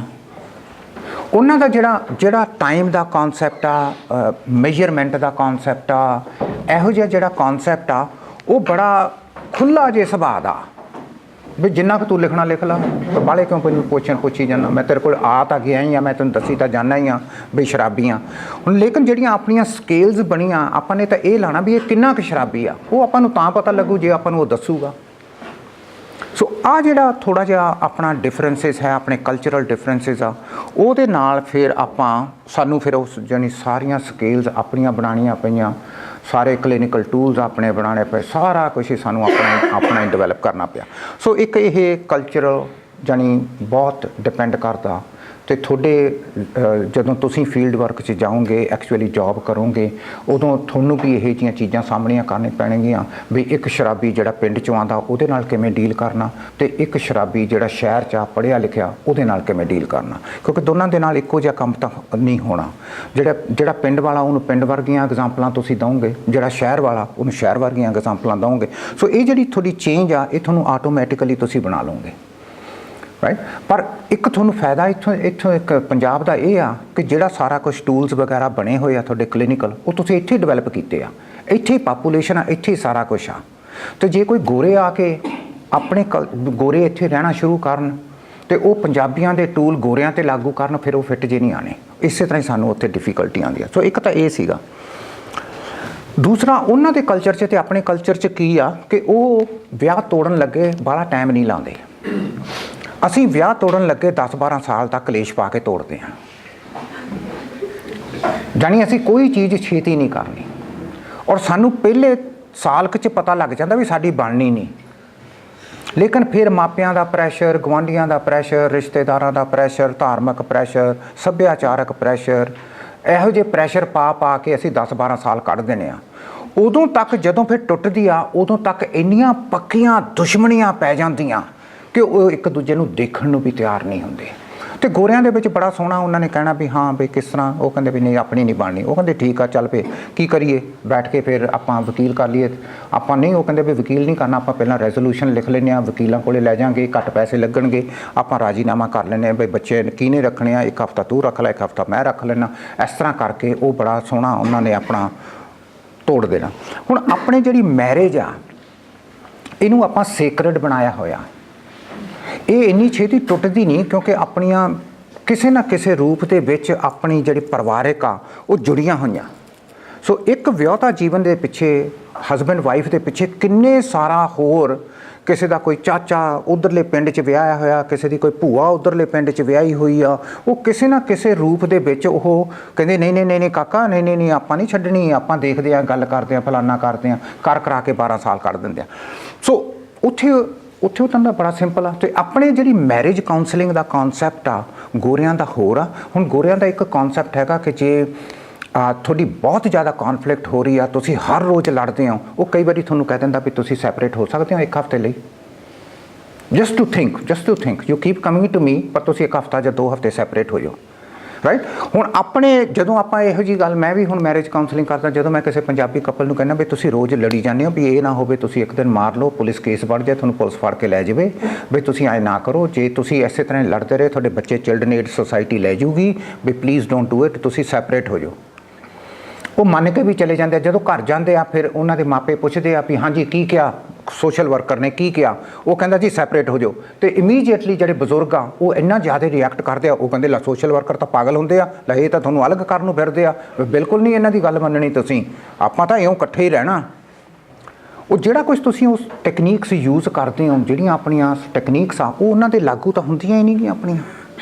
ਸੋ ਇਸ ਕਰਕੇ ਜਿਹੜਾ ਕੰਟੈਕਸਟ ਆ ਉਹਨੂੰ ਜਦੋਂ ਆਪਾਂ ਦੇਖਦੇ ਹਾਂ ਫਿਰ ਬੜੀਆਂ ਪ੍ਰੋਬਲਮਸ ਆਉਂਦੀਆਂ, ਆਪਾਂ ਰੂਬਰੂ ਟੈਕਨੀਕਸ ਫਿੱਟ ਹੀ ਨਹੀਂ ਹੁੰਦੀਆਂ ਆਪਣੀਆਂ, ਰਾਈਟ। ਸੋ ਇਸ ਕਰਕੇ ਆਪਣੀ ਜਿਹੜੀ ਮੈਰਿਜ ਕਾਉਂਸਲਿੰਗ ਆ ਉਹ ਡਿਫਰੈਂਟਲੀ ਕਰਨੀ ਪੈਂਦੀ ਆ। ਸੋ ਮੈਰਿਜ ਕਾਉਂਸਲਿੰਗ ਦੇ ਵਿੱਚ ਅਸੀਂ ਪਹਿਲਾ ਕੰਮ ਇਹ ਕਰਦੇ ਹਾਂ ਕਿ ਜੇ ਉਹ ਸਾਂਝੇ ਪਰਿਵਾਰ 'ਚ ਰਹਿੰਦੇ ਆ, ਪਹਿਲਾਂ ਪਰਿਵਾਰ ਵਾਲਿਆਂ ਦੀ ਕਾਉਂਸਲਿੰਗ ਕਰਦੇ ਹਾਂ, ਫਿਰ ਕਪਲ ਦੀ ਕਾਉਂਸਲਿੰਗ ਕਰਦੇ ਹਾਂ। ਕਿਉਂਕਿ ਜੇ ਉਹਨਾਂ ਦੀ ਕਾਉਂਸਲਿੰਗ ਕੀਤੀ, ਉਹਨਾਂ ਨੇ ਜਾ ਕੇ ਆਪਣੀ ਮਾਂ ਨੂੰ ਦੱਸਣਾ ਜਾਂ ਸਹੁਰੇ ਪਰਿਵਾਰ 'ਚ ਦੱਸਣਾ ਜਾਂ ਕਿਸੇ ਹੋਰ ਨੂੰ ਦੱਸਣਾ, ਉਹਨਾਂ ਨੇ ਉਹਨਾਂ ਨੂੰ ਕਹਿ ਦੇਣਾ ਨਹੀਂ ਉਹ ਟੈਕਨੀਕ ਨਹੀਂ ਠੀਕ। ਇਸੇ ਤਰ੍ਹਾਂ ਜਿਵੇਂ ਉੱਥੇ ਪਬਲਿਕ ਹੈਲਥ ਡਿਪਾਰਟਮੈਂਟ ਆ, ਤੇ ਜਦੋਂ ਕੋਈ ਬੇਬੀ ਬਹੁਤ ਪ੍ਰੀਮੈਚੁਰ ਬੋਰਨ ਹੁੰਦਾ ਤੇ ਉਹ ਨਰਸਾਂ ਆਉਂਦੀਆਂ ਘਰ ਵਿਜ਼ਿਟ ਕਰਨ ਨੂੰ ਵੀ ਬੇਬੀ ਨੂੰ ਚੱਕਣਾ ਕਿਵੇਂ ਆ, ਇਹਨਾਂ ਨੂੰ ਦੁੱਧ ਕਿਵੇਂ ਪਿਲਾਉਣਾ, ਕਿਉਂਕਿ ਬੇਬੀ ਬਹੁਤ ਛੋਟਾ ਜਿਹਾ ਹੁੰਦਾ, ਪ੍ਰੀਮੈਚੁਰ ਹੋਇਆ ਤਾਂ ਉਹਨੂੰ ਸਰਟਨ ਪਿਕ ਕਰਨਾ, ਉਹਨੂੰ ਹਿਲਾਉਣਾ, ਉਹਨੂੰ ਰੌਕ ਕਰਨਾ ਤਾਂ ਕਿ ਉਹਦਾ ਦਿਲ ਚੱਲਦਾ ਰਹੇ, ਤਾਂ ਕਿ ਉਹਦੇ ਲੰਗਸ 'ਚ ਹਵਾ ਚਾਈ ਜਾਵੇ। ਉਹਦੀ ਇੱਕ ਪਰਟੀਕੂਲਰ ਐਕਸਰਸਾਈਜ਼ਸ ਆ, ਉਹ ਤੁਹਾਨੂੰ ਕਰਨੀਆਂ ਪੈਂਦੀਆਂ ਕੁਝ ਮਹੀਨੇ ਤੱਕ। ਹੁਣ ਜਿਹੜੀਆਂ ਆਪਣੀਆਂ ਬਜ਼ੁਰਗ ਮਾਤਾਵਾਂ ਉਹ ਇਹਨਾਂ ਚੀਜ਼ਾਂ ਨੂੰ ਮੰਨਦੀਆਂ ਨਹੀਂ ਗੀਆਂ ਵੀ ਉਹਨੂੰ ਐਂ ਕਰਕੇ ਹਿਲਾਉਣਾ। ਉਹ ਕਹਿੰਦੇ ਲੈ ਐਵੇਂ, ਮੈਂ ਤਾਂ ਕਹਿੰਦੀ ਆਖੇ 4-6 ਤਾਂ ਮੇਰੇ ਆਪ ਦੇ ਪੁੱਤ ਸੀ, ਤੇ 4 ਮੇਰੇ ਪੋਤੇ ਸੀਗੇ, ਤੇ 3 ਮੇਰੀਆਂ ਪੋਤੀਆਂ, ਇਹ ਕਿੱਧਰੋਂ ਆ ਗਈ ਸਾਨੂੰ ਦੱਸਣ ਵਾਲੀ ਵੀ ਕਿਵੇਂ ਜਵਾਕ ਪਾਲਣਾ। ਚਲੋ ਜੀ ਉਹਨਾਂ ਨੂੰ ਕੱਢ ਦੇਣਾ ਉਹਨਾਂ ਨੇ, ਗੋਰੀਆਂ ਨੂੰ। ਸੋ ਇਸ ਕਰਕੇ ਬਹੁਤ ਇੰਪੋਰਟੈਂਟ ਆ ਕਿ ਆਪਾਂ ਜਿਹੜੀ ਸੱਭਿਆਚਾਰਕ ਜਿਹੜੇ ਇਹੋ ਜਿਹੇ ਆਪਣੇ ਹੈਗੀਆਂ ਉਹਨਾਂ ਨੂੰ ਆਪਾਂ ਪਛਾਣੀਏ। ਇਹ ਮੁਸ਼ਕਲਾਂ ਤੁਹਾਨੂੰ ਵੀ ਸੱਭਿਆਚਾਰਕ ਆਉਣਗੀਆਂ, ਖਾਸ ਕਰਕੇ ਜਦੋਂ ਤੁਸੀਂ ਮੈਂਟਲ ਹੈਲਥ ਨਾਲ ਡੀਲ ਕਰਦੇ ਹੋ, ਤੁਸੀਂ ਆਪਣਾ ਡਾਇਗਨੋਸਿਸ ਬਣਾਇਆ ਵੀ ਇਸ ਇਨਸਾਨ ਨੂੰ ਡਿਪਰੈਸ਼ਨ ਆ, ਤੁਸੀਂ ਉਹਨੂੰ ਸਾਇੰਟੀਫਿਕਲੀ ਸਮਝਾਇਆ ਵੀ ਡਿਪਰੈਸ਼ਨ ਕੀ ਹੁੰਦਾ, ਕੀ ਦਵਾਈ ਕਿਵੇਂ ਵਰਕ ਕਰੂਗੀ, ਤੁਸੀਂ ਕੀ ਕਰਨਾ, ਤੁਸੀਂ ਬਾਹਰ ਜਾਇਆ ਕਰੋ, ਤੁਸੀਂ ਮਤਲਬ ਕਿ ਘੁੰਮਿਆ ਫਿਰਿਆ ਕਰੋ, ਤੁਸੀਂ ਖੁਸ਼ ਰਿਹਾ ਕਰੋ, ਤੁਸੀਂ ਆਹ ਕਰੋ, ਤੁਸੀਂ ਉਹ ਕਰੋ। ਉਹਨੇ ਜਦੋਂ ਘਰ ਜਾਣਾ ਉਹਨਾਂ ਨੇ ਸਾਰਿਆਂ ਤੇ ਫੱਟੀ ਪੋਚ ਦੇਣੀ ਆ ਵੀ ਤੈਨੂੰ ਤਾਂ ਕਿਸੇ ਨੇ ਟੂਣਾ ਕੀਤਾ, ਚੱਲ ਬਾਬੇ ਕੋਲੇ। ਇਹਦਾ ਮਤਲਬ ਤੁਹਾਡੀ ਜਿਹੜੀ ਉਹ ਕਲੀਨਿਕਲ ਪ੍ਰੈਕਟਿਸ ਆ, ਜਿਹੜਾ ਉਹ ਸਾਰਾ ਕੁਛ ਆ, ਉਹਦਾ ਕੋਈ ਫਾਇਦਾ ਹੀ ਨਾ ਹੋਇਆ। ਤੇ ਇਸ ਕਰਕੇ ਕਲਚਰ ਨੂੰ ਬਹੁਤ ਜ਼ਿਆਦਾ ਸਮਝ ਕੇ ਆਪਾਂ ਨੂੰ ਇਹ ਕਰਨਾ ਪੈਂਦਾ, ਨਹੀਂ ਤਾਂ ਉਹ ਸਾਰੀਆਂ ਜਿਹੜੀਆਂ ਟੈਕਨੀਕਸ ਆਪਾਂ ਪੜ੍ਹੀਆਂ ਲਿਖੀਆਂ ਉਹ ਪੇਪਰਾਂ 'ਤੇ ਹੀ ਰਹਿ ਜਾਂਦੀਆਂ ਤੇ ਉਹ ਇੰਪਲੀਮੈਂਟ ਨਹੀਂ ਹੁੰਦੀਆਂ। ਇਸੇ ਤਰ੍ਹਾਂ ਹੀ ਆਪਣੀ ਐਕਸਟੈਂਡਡ ਫੈਮਿਲੀ ਆ, ਉਹਦੇ ਬਾਰੇ ਵੀ ਆਪਾਂ ਗੱਲ ਕਰ ਲਈ।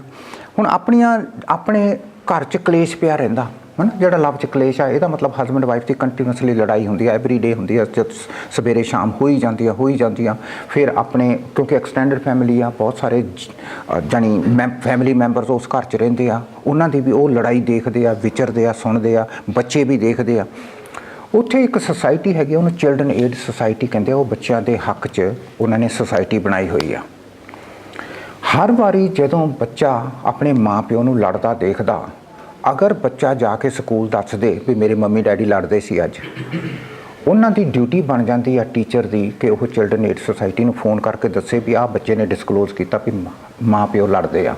ਉਹ ਫਿਰ ਆ ਕੇ ਇਨਵੈਸਟੀਗੇਟ ਕਰਦੇ ਆ, ਬੱਚੇ ਨੂੰ ਪਹਿਲਾਂ ਪੁੱਛਦੇ ਆ, ਫਿਰ ਉਹ ਮਾਂ ਪਿਓ ਨੂੰ ਪੁੱਛਦੇ ਆ, ਤੇ ਫਿਰ ਮਾਂ ਪਿਓ ਨੂੰ ਕਹਿੰਦੇ ਆ ਵੀ ਤੁਸੀਂ ਇਹਨਾਂ ਦੇ ਸਾਹਮਣੇ ਲੜ ਨਹੀਂ ਸਕਦੇ, ਜੇ ਤੁਸੀਂ ਆਪਣੀ ਪ੍ਰੋਬਲਮਾਂ ਸੋਲਵ ਨਾ ਕੀਤੀ ਅਸੀਂ ਤੁਹਾਡੇ ਬੱਚੇ ਲੈ ਜਾਵਾਂਗੇ। ਹੁਣ ਡਿਫਰੈਂਟ ਆ, ਆਪਾਂ ਨੂੰ ਪੰਜਾਬ 'ਚ ਇਹ ਚੀਜ਼ਾਂ ਡੇਲੀ ਨਹੀਂ ਕਰਨੀਆਂ ਪੈਂਦੀਆਂ। ਇਹ ਉੱਥੋਂ ਦੀ ਸੁਸਾਇਟੀ ਦੀਆਂ ਡਿਸਟਿੰਕਟ ਪ੍ਰੋਬਲਮਸ ਆ, ਰਾਈਟ। ਇਸੇ ਤਰ੍ਹਾਂ ਹੀ ਉੱਥੇ ਸ਼ੈਲਟਰ ਬਣੇ ਹੋਏ ਆ, ਜਾਣੀ ਜੇ ਤੁਹਾਨੂੰ ਪਤਾ ਲੱਗ ਜੇ ਵੀ ਇਹ ਜਿਹੜਾ ਆਦਮੀ ਆ ਇਹ ਬਹੁਤ ਜ਼ਿਆਦਾ ਡਿਪਰੈਸਡ ਆ, ਜਾਂ ਇਹ ਬਹੁਤ ਜ਼ਿਆਦਾ ਡਰੱਗ 'ਚ ਆ, ਜਾਂ ਇਹਨੂੰ ਪਤਾ ਹੀ ਨਹੀਂ ਲੱਗਦਾ ਇਹ ਕੀ ਕਰੀ ਜਾਂਦਾ, ਉਦੋਂ ਤੁਹਾਨੂੰ ਜਨਾਨੀ ਨੂੰ ਪ੍ਰੋਟੈਕਟ ਕਰਨ ਵਾਸਤੇ ਘਰੋਂ ਕੱਢ ਕੇ ਸ਼ੈਲਟਰ 'ਚ ਭੇਜਣਾ ਪੈਂਦਾ। ਔਰ ਉਹ ਸ਼ੈਲਟਰ ਦੇ ਵਿੱਚ 6 ਵੀਕ ਜਾਂ 8 ਵੀਕ ਰਹਿੰਦੀ ਆ। ਉਸ ਤੋਂ ਬਾਅਦ ਉਹਨੂੰ ਡਿਫਰੈਂਟ ਅਪਾਰਟਮੈਂਟ ਮਿਲਦਾ, ਉਹਦੇ ਬੱਚਿਆਂ ਨੂੰ ਰਹਿਣ ਨੂੰ ਜਗ੍ਹਾ ਮਿਲਦੀ ਆ, ਉਹਨੂੰ ਪੈਸੇ ਮਿਲਦੇ ਆ, ਉਹਨੂੰ ਸਾਰਾ ਕੁਝ ਮਿਲਦਾ। ਸੋ ਉਹ ਇੱਕ ਸਿਸਟਮ ਜਿਹਾ ਚੱਲਦਾ। ਸੋ ਉਹਦੇ ਵਾਸਤੇ ਆਪਣੀਆਂ ਬਹੁਤ ਸਾਰੀਆਂ ਜਨਾਨੀਆਂ ਉਹਨਾਂ ਸ਼ੈਲਟਰਾਂ ਦੇ ਵਿੱਚ ਜਾਣ ਨੂੰ ਤਿਆਰ ਨਹੀਂ ਹੁੰਦੀਆਂ। ਕਿਉਂਕਿ ਵਿਆਹੇ ਹੋਏ ਨੂੰ ਉਹਨਾਂ ਨੂੰ ਕਾਫੀ ਟਾਈਮ ਹੋ ਜਾਂਦਾ, 7-8 ਸਾਲ ਹੋ ਜਾਂਦੇ ਆ। ਉਹਨਾਂ ਦੇ ਭਾਣੇ ਜਿਹੜੀ ਜ਼ਿੰਦਗੀ ਆ ਉਹ ਇਸੇ ਤਰ੍ਹਾਂ ਦੀ ਹੋਈ ਆ। ਆਏ ਹੋਏ ਹੁੰਦਾ ਕੋਈ ਨਹੀਂ, ਅਸੀਂ ਜੇ ਲੜ ਪੈਂਦੇ ਹਾਂ ਤਾਂ 24 ਘੰਟੇ ਥੋੜ੍ਹੀ ਲੜਦੇ ਹਾਂ, 2 ਘੰਟੇ ਹੀ ਲੜਦੇ ਹਾਂ, ਅਤੇ ਉਹ ਉਸ ਚੀਜ਼ ਨੂੰ ਨਾਰਮਲਾਈਜ਼ ਕਰਨਾ ਸ਼ੁਰੂ ਕਰ ਦਿੰਦੇ ਆ। ਪਰ ਆਪਾਂ ਕਿਉਂਕਿ ਪ੍ਰੋਫੈਸ਼ਨਲ ਆ, ਆਪਾਂ ਨੂੰ ਪਤਾ ਲੱਗ ਜਾਂਦਾ ਬਈ ਜੇ ਇਹ ਡਰੱਗ ਲੈ ਕੇ ਇਹਦਾ ਮੂਡ ਇਸੇ ਤਰ੍ਹਾਂ ਹੀ ਚੇਂਜ ਹੁੰਦਾ ਰਿਹਾ, ਇੱਕ ਦਿਨ ਇਹਨੇ ਕੁੜੀ ਨੂੰ ਮਾਰ ਦੇਣਾ। ਆਪਾਂ ਨੂੰ ਪਤਾ, ਕਿਉਂਕਿ ਆਪਾਂ ਤਾਂ ਆਬਜੈਕਟਿਵਲੀ ਉਹਨੂੰ ਐਨਾਲਾਈਜ਼ ਕਰਦੇ ਹਾਂ ਨਾ ਵੀ ਕਿੰਨੀ ਡਰੱਗ ਲੈਂਦਾ, ਕੀ ਕਰਦਾ, ਉਹਦੀ ਪਰਸਨੈਲਿਟੀ ਕਿਵੇਂ ਚੇਂਜ ਹੋ ਜਾਂਦੀ ਹੈ, ਅਤੇ ਕਿਵੇਂ ਉਹ ਉਹਦੇ 'ਤੇ ਹਮਲਾ ਕਰ ਸਕਦਾ, ਉਹਨੂੰ ਪਤਾ ਹੀ ਨਹੀਂ ਲੱਗਣਾ ਵੀ ਕੀ ਕਰਤਾ ਉਹਨੇ। ਸੋ ਆਪਾਂ ਨੂੰ ਇਹ ਪਤਾ, ਪਰ ਉਹ ਜਿਹੜੀ ਵਾਈਫ ਆ ਉਹ ਇਸ ਚੀਜ਼ ਨੂੰ ਸੀਰੀਅਸਲੀ ਐਨਾਲਾਈਜ਼ ਨਹੀਂ ਕਰਦੀ। ਸੋ ਇਸ ਕਰਕੇ ਸ਼ੈਲਟਰਸ ਦਾ ਹੈਗਾ। ਸੋ ਫਿਰ ਇੱਕ ਇਹ ਹੁੰਦਾ ਕਿ ਆਪਣੀ ਤੁਹਾਨੂੰ ਵੀ ਸ਼ਾਇਦ ਇਹ ਪੜ੍ਹਾਉਂਦੇ ਆ ਵੀ ਇੱਕ ਜਨਾਨੀ ਆਪਣੇ ਆਦਮੀ ਨੂੰ ਛੱਡ ਕੇ ਕਿਉਂ ਨਹੀਂ ਜਾਂਦੀ। ਅਗਰ ਉਹ ਪੜ੍ਹੀ ਲਿਖੀ ਜਨਾਨੀ ਵੀ ਹੋਵੇ, ਉਹਦੇ ਕੋਲ ਇਕਨੋਮਿਕ ਮੀਨਸ ਵੀ ਹੋਣ, ਆਪਣੇ ਆਪ ਨੂੰ ਹੈਂਡਲ ਕਰਨ ਦੇ ਉਹ ਕੰਮ ਵੀ ਕਰਦੀ ਹੋਵੇ, ਲੇਕਿਨ ਫਿਰ ਵੀ ਉਹ ਛੱਡਦੀ ਨਹੀਂ ਆਪਣੇ ਉਸ ਹਸਬੈਂਡ ਨੂੰ ਜਿਹੜਾ ਕਿ ਉਹਦੀ ਰੋਜ਼ ਕੁੱਟਮਾਰ ਕਰਦਾ। ਉਹਦੇ ਪਿੱਛੇ ਕੀ ਰੀਜ਼ਨਸ ਹੋ ਸਕਦੇ ਆ? ਇੱਕ ਤਾਂ ਇਕਨੋਮਿਕ ਰੀਜ਼ਨ ਬੜਾ ਕਲੀਅਰ ਆ ਵੀ ਉਹ ਵਿਚਾਰੀ ਨੂੰ ਕੁਝ ਪਤਾ ਨਹੀਂ, ਕੋਈ ਪੈਸੇ ਨਹੀਂ ਕਮਾਉਂਦੀ, ਉਹਦੇ ਮਾਪੇ ਗਰੀਬ ਆ, ਉਹਨੂੰ ਤਾਂ ਉੱਥੇ ਰਹਿਣਾ ਪਊਗਾ, ਇਹ ਤਾਂ ਆਪਣੇ ਦਿਮਾਗ 'ਚ ਸਮਝ ਆਉਂਦੀ ਆ। ਪਰ ਜੇ ਕੋਈ ਆਪ ਉਹਦੇ ਹਸਬੈਂਡ ਨਾਲੋਂ ਜ਼ਿਆਦਾ ਪੈਸੇ ਕਮਾਉਂਦੀ ਆ, ਪੜ੍ਹੀ ਲਿਖੀ ਆ, ਔਰ ਜਿਉਂ ਸਕਦੀ ਆ, ਫਿਰ ਵੀ ਉਹ ਆਪਣੇ ਹਸਬੈਂਡ ਨੂੰ ਕਿਉਂ ਨਹੀਂ ਛੱਡ ਕੇ ਜਾਂਦੀ, ਜਦੋਂ ਕਿ ਉਹਨੂੰ ਪਤਾ ਵੀ ਉਹ ਮਾਨਸਿਕ ਤੌਰ 'ਤੇ, ਸਰੀਰਕ ਤੌਰ 'ਤੇ ਉਹਨੂੰ ਤਸੀਹੇ ਦਿੰਦਾ, ਫਿਰ ਉਹ ਕਿਉਂ ਨਹੀਂ ਛੱਡਦੀ? ਉਦੋਂ ਫਿਰ ਜਿਹੜੀ ਮਤਲਬ ਕਿ ਸਾਈਕੋਲੋਜੀ ਆ ਉਹ ਆਪਾਂ ਨੂੰ ਐਕਸਪਲੋਰ ਕਰਦੀ ਆ ਵੀ there is such a thing as trauma bonding. Trauma bonding ਦਾ ਮਤਲਬ ਆ ਕਿ ਤੁਸੀਂ ਜਿਹੜਾ ਬੰਦਾ ਤੁਹਾਨੂੰ ਤਸੀਹੇ ਦਿੰਦਾ ਉਹਦੇ ਨਾਲ ਤੁਹਾਨੂੰ ਪਿਆਰ ਹੋ ਜਾਂਦਾ, ਉਹਦੇ ਤਸੀਹਾਂ ਨਾਲ ਤੁਹਾਨੂੰ ਪਿਆਰ ਹੋ ਜਾਂਦਾ, ਅਤੇ ਤੁਸੀਂ ਚਾਹੁੰਦੇ ਹੋ ਕਿ ਮੈਂ ਇਹਦੇ ਤਸੀਹੇ ਸਹਿ ਕੇ ਇਹਨੂੰ ਮੈਂ ਤਬਦੀਲ ਕਰ ਲੂੰਗੀ। ਔਰ ਉਹਦੀ ਇੱਕ ਫਰਦਰ ਕਾਉਂਸਲਿੰਗ, ਸੈਪਰੇਟ ਕਾਉਂਸਲਿੰਗ ਕਰਨੀ ਪੈਂਦੀ ਆ ਉਹਨਾਂ ਜਨਾਨੀਆਂ ਦੀ ਜਿਨ੍ਹਾਂ ਨੂੰ ਟਰਾਮਾ ਬੌਂਡਿੰਗ ਹੋ ਜਾਂਦੀ ਆ। ਉਹਨਾਂ ਦੀ ਇੱਕ ਸੈਪਰੇਟ ਐਕਸਪਰਟੀਜ਼ ਸੋਸ਼ਲ ਵਰਕਰਸ ਆ ਜਿਹੜੇ ਸਿਰਫ ਟਰਾਮਾ ਕਾਉਂਸਲਿੰਗ ਕਰਦੇ ਆ। ਔਰ ਉਹਨਾਂ ਦੀ ਅਨਵਾਈਂਡਿੰਗ ਕਰਾਉਂਦੇ ਆ ਵੀ ਤੁਸੀਂ ਉਸ ਸੋਚ ਚੋਂ ਨਿਕਲੋ ਕਿ ਤੁਸੀਂ ਵਾਕਿਆ ਹੀ ਕਿਸੇ ਸਾਈਕੋਲੋਜਿਸਟ ਵਾਂਗੂ ਜਾਂ ਕਿਸੇ ਸੋਸ਼ਲ ਵਰਕਰ ਵਾਂਗੂ ਤੁਸੀਂ ਆਪਣੇ ਹਸਬੈਂਡ ਨੂੰ ਫਿਕਸ ਕਰ ਲਓਗੇ। ਯੂ ਆਰ ਅਨਏਬਲ ਟੂ ਫਿਕਸ, ਤੁਸੀਂ ਸਿਰਫ ਇੱਕ ਵਾਈਫ ਹੋ, ਰਾਈਟ। ਆਪਣੇ ਸਾਊਥ ਏਸ਼ੀਅਨ ਕਲਚਰ ਦੇ ਵਿੱਚ, ਇੰਡੀਅਨ ਕਲਚਰ ਦੇ ਵਿੱਚ ਜਿਹੜਾ ਕਲਚਰ ਆ ਉਹ ਸੈਪਰੇਸ਼ਨ ਡਿਵੋਰਸ ਨਹੀਂ ਹੋਣ ਦਿੰਦਾ। ਈਵਨ ਪੜ੍ਹੀਆਂ ਲਿਖੀਆਂ ਔਰਤਾਂ ਵੀ ਹੈਲਪ ਨਹੀਂ ਲੈਂਦੀਆਂ, ਕਿਉਂਕਿ ਹੈਲਪ ਲੈਣ ਵਾਸਤੇ ਤੁਹਾਡਾ ਇੱਕ ਪਰਟੀਕੂਲਰ ਲੈਵਲ ਆਫ ਅੰਡਰਸਟੈਂਡਿੰਗ ਚਾਹੀਦੀ ਆ ਵੀ ਮੈਂ ਹੈਲਪ ਲੈਣੀ ਆ। ਹਰ ਇੱਕ ਬੰਦਾ ਹੈਲਪ ਨਹੀਂ ਲੈਂਦਾ। ਬਹੁਤ ਸਾਰੀਆਂ ਫੈਕਟਰਸ ਹੈਗੇ ਆ ਜਿਹੜੇ ਆਪਾਂ ਨੂੰ ਰੋਕ ਦਿੰਦੇ ਆ ਵੀ ਸਾਡੇ ਘਰ ਦੀ ਗੱਲ ਬਾਹਰ ਨਾ ਜਾਵੇ, ਲੋਕਾਂ ਨੂੰ ਪਤਾ ਲੱਗ ਗਿਆ ਤਾਂ ਕੀ ਹੋਊਗਾ, ਮੈਨੂੰ ਕੀ ਗਰੰਟੀ ਆ ਵੀ ਜਿੱਥੇ ਮੈਂ ਜਾ ਰਹੀ ਹਾਂ ਉਹਦੇ ਨਾਲ ਮੇਰੀ ਹੈਲਪ ਹੋ ਜੂ। ਇਹੋ ਜਿਹੇ ਬਹੁਤ ਸਾਰੇ ਬੈਰੀਅਰਸ ਆ ਜਿਹੜੇ ਆਪਾਂ ਨੂੰ ਹੈਲਪ ਲੈਣ ਨਹੀਂ ਦਿੰਦੇ।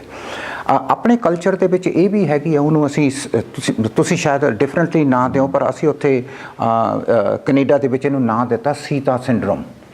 ਇਹ ਸੀਤਾ ਸਿੰਡਰੋਮ ਉਹ ਆ ਜਿਹੜੇ ਜਿਨ੍ਹਾਂ ਦੇ ਪਰਿਵਾਰਾਂ ਦੇ ਵਿੱਚ ਜਦੋਂ ਔਰਤ 'ਤੇ ਜ਼ੁਲਮ ਹੁੰਦਾ ਔਰ ਔਰਤ ਬਰਦਾਸ਼ਤ ਕਰ ਲੈਂਦੀ ਆ, ਉਹਨੂੰ ਇਹ ਕਹਿ ਕੇ ਮਾਨਤਾ ਦਿੱਤੀ ਜਾਂਦੀ ਆ ਵੀ ਇਹ ਜਨਾਨੀ ਨੂੰ 'ਚ ਤਾਂ ਬਹੁਤ ਸਬਰ ਸੰਤੋਖ ਆ, ਇਹ ਤਾਂ ਕੁੱਟ ਖਾ ਕੇ ਵੀ ਇਹ ਨੇ ਸੀ ਨਹੀਂ ਕੀਤੀ, ਇਹਨੇ ਤਾਂ ਉਮਰ ਕੱਢਤੀ, ਇਹ ਤਾਂ ਇੰਨੀ ਚੰਗੀ ਆ। ਆਹ ਜਿਹੜਾ ਗਲੋਰੀਫਿਕੇਸ਼ਨ ਆ ਇਹਦੇ ਵਿੱਚ ਹੀ ਉਹ ਜਾਣੀ ਇੱਕ ਕਿਸਮ ਦੇ ਜਿਉਂਦੇ ਮਾਰ ਦਿੰਦੇ ਆ ਜਨਾਨੀ ਨੂੰ, ਰਾਈਟ। ਫਾਈਨਲੀ ਸਫਰਿੰਗ ਮਤਲਬ ਕਿ ਹੁਣੇ ਆਪਾਂ ਗੱਲ ਕਰਕੇ ਹਟਿਆ ਵੀ ਹੈਗੀ ਆ। ਦੂਸਰੀ ਇਹਦੇ 'ਤੇ ਹੁਣ ਸਾਡੇ ਪੱਛਮ ਸੱਭਿਅਤਾ 'ਚ ਬਹੁਤ ਕੰਮ ਹੋ ਰਿਹਾ, ਆਨਰ ਬੇਸਡ ਵਾਇਲੈਂਸ। ਆਪਣੇ ਸਿੱਖ ਧਰਮ ਦੇ ਵਿੱਚ ਇਹ ਕਾਫੀ ਘੱਟ ਆ, ਲੇਕਿਨ ਮੁਸਲਿਮ ਧਰਮ ਦੇ ਵਿੱਚ ਇਹ ਆਨਰ ਬੇਸਡ ਵਾਇਲੈਂਸ ਬਹੁਤ ਆ। ਅਗਰ ਤੁਸੀਂ ਪਾਕਿਸਤਾਨ, ਅਫਗਾਨਿਸਤਾਨ 'ਚ, ਟੂਨੀਸ਼ੀਆ 'ਚ, ਈਰਾਨ ਦੇ ਸਰਟਨ ਟਰਾਈਬਲ ਕੰਡੀਸ਼ਨਾਂ 'ਚ, ਅਫਰੀਕਾ ਦੇ ਕਈ ਟਰਾਈਬਲ ਕੰਡੀਸ਼ਨ 'ਚ ਦੇਖੋ, ਉੱਥੇ ਅਗਰ ਔਰਤ ਦਾ ਪਰਸੀਵ ਕੀਤਾ ਜਾਂਦਾ ਵੀ ਇਹਨੇ ਕੁਛ ਪਰਿਵਾਰ ਦੀ ਇੱਜ਼ਤ ਦੇ ਖਿਲਾਫ ਕੁਛ ਐਕਸ਼ਨ ਕੀਤਾ, ਚਾਹੇ ਉਹਦਾ ਕਸੂਰ ਸੀ ਕਿ ਨਹੀਂ, ਇਹ ਹੋ ਸਕਦਾ ਕਿ ਉਹਦੇ ਘਰ ਦੇ ਉਹਦਾ ਕਤਲ ਕਰ ਦੇਣ, ਔਰ ਉੱਥੇ ਕੁਛ ਨਹੀਂ ਹੁੰਦਾ। ਸੋ ਪਾਕਿਸਤਾਨ 'ਚ ਇਹੋ ਜਿਹੇ ਬਹੁਤ ਸਾਰੇ ਕੇਸ ਆ ਜਿੱਥੇ ਉਹਨਾਂ ਦੇ ਫੈਮਿਲੀ ਮੈਂਬਰਸ ਨੇ, ਉਹਨਾਂ ਨੇ ਆਪਣੀਆਂ ਭੈਣਾਂ ਦਾ, ਮਾਵਾਂ ਦਾ, ਬੱਚੀਆਂ ਦਾ ਕਤਲ ਕਰਤਾ ਇਸ ਕਰਕੇ ਕਿਉਂਕਿ ਕਿਸੇ ਨੇ ਉਹਨਾਂ ਨੂੰ ਕਿਹਾ ਵੀ ਤੁਹਾਡੀ ਜਿਹੜੀ ਕੁੜੀ ਸੀਗੀ ਉਹ ਫਲਾਣੇ ਮੁੰਡੇ ਨਾਲ ਤੁਰੀ ਫਿਰਦੀ ਸੀ, ਜਾਂ ਤੁਹਾਡੀ ਸਿਸਟਰ ਸੀ ਉਹ ਕਿਸੇ ਨਾਲ ਫਲਾਣੇ ਨਾਲ ਤੁਰੀ ਫਿਰਦੀ ਸੀ, ਚਾਹੇ ਉਹ ਸੀ ਕਿ ਨਹੀਂ, ਪਰ ਕਿਉਂਕਿ ਹੁਣ ਇੱਜ਼ਤ, ਪਰਿਵਾਰਿਕ ਇੱਜ਼ਤ 'ਤੇ ਦਾਗ ਲੱਗ ਗਿਆ, ਇਸ ਕਰਕੇ ਉਹਨੂੰ ਆਨਰ ਬੇਸਡ ਵਾਇਲੈਂਸ ਕਹਿੰਦੇ ਆ ਵੀ ਇੱਜ਼ਤ ਬੇਸਡ ਵਾਇਲੈਂਸ ਆ। ਇਹ ਪ੍ਰੋਬਲਮ ਹੁਣ ਸਾਡੇ ਕੈਨੇਡਾ ਤੱਕ ਵੀ ਪਹੁੰਚ ਗਈ। ਸੋ ਕੈਨੇਡਾ ਦੇ ਵਿੱਚ ਪਿਛਲੇ ਸਾਲ ਨਿਰਲੇ ਪਿਛਲੇ ਸਾਲ ਸੀ ਜਿਹੜੀਆਂ ਸ਼ੇਫੀਆ ਸਿਸਟਰ ਲਾਸਟ ਈਅਰ ਸੀ, ਪਿਛਲੇ ਸਾਲ ਇੱਕ ਮਾਂ ਤੇ 3 ਕੁੜੀਆਂ, ਪਿਓ ਨੇ ਤੇ ਪੁੱਤ ਨੇ ਰਲ ਕੇ ਨਦੀ 'ਚ ਉਹਨਾਂ ਦੀ ਕਾਰ ਸੁੱਟਤੀ ਤੇ ਉਹਨਾਂ ਨੂੰ ਡੁਬੋ ਕੇ ਮਾਰਤਾ। ਤੇ ਉਹਦਾ ਟਰਾਇਲ ਚੱਲਿਆ, ਪੁਲਿਸ ਨੇ ਲੱਭ ਲਿਆ ਤੇ ਪੁਲਿਸ ਨੇ ਫਿਰ ਉਹ ਸਾਰਾ ਕੀਤਾ ਤੇ ਪੂਰੇ ਕੈਨੇਡਾ ਦੇ ਵਿੱਚ ਅਖਬਾਰਾਂ 'ਚ ਸੀ।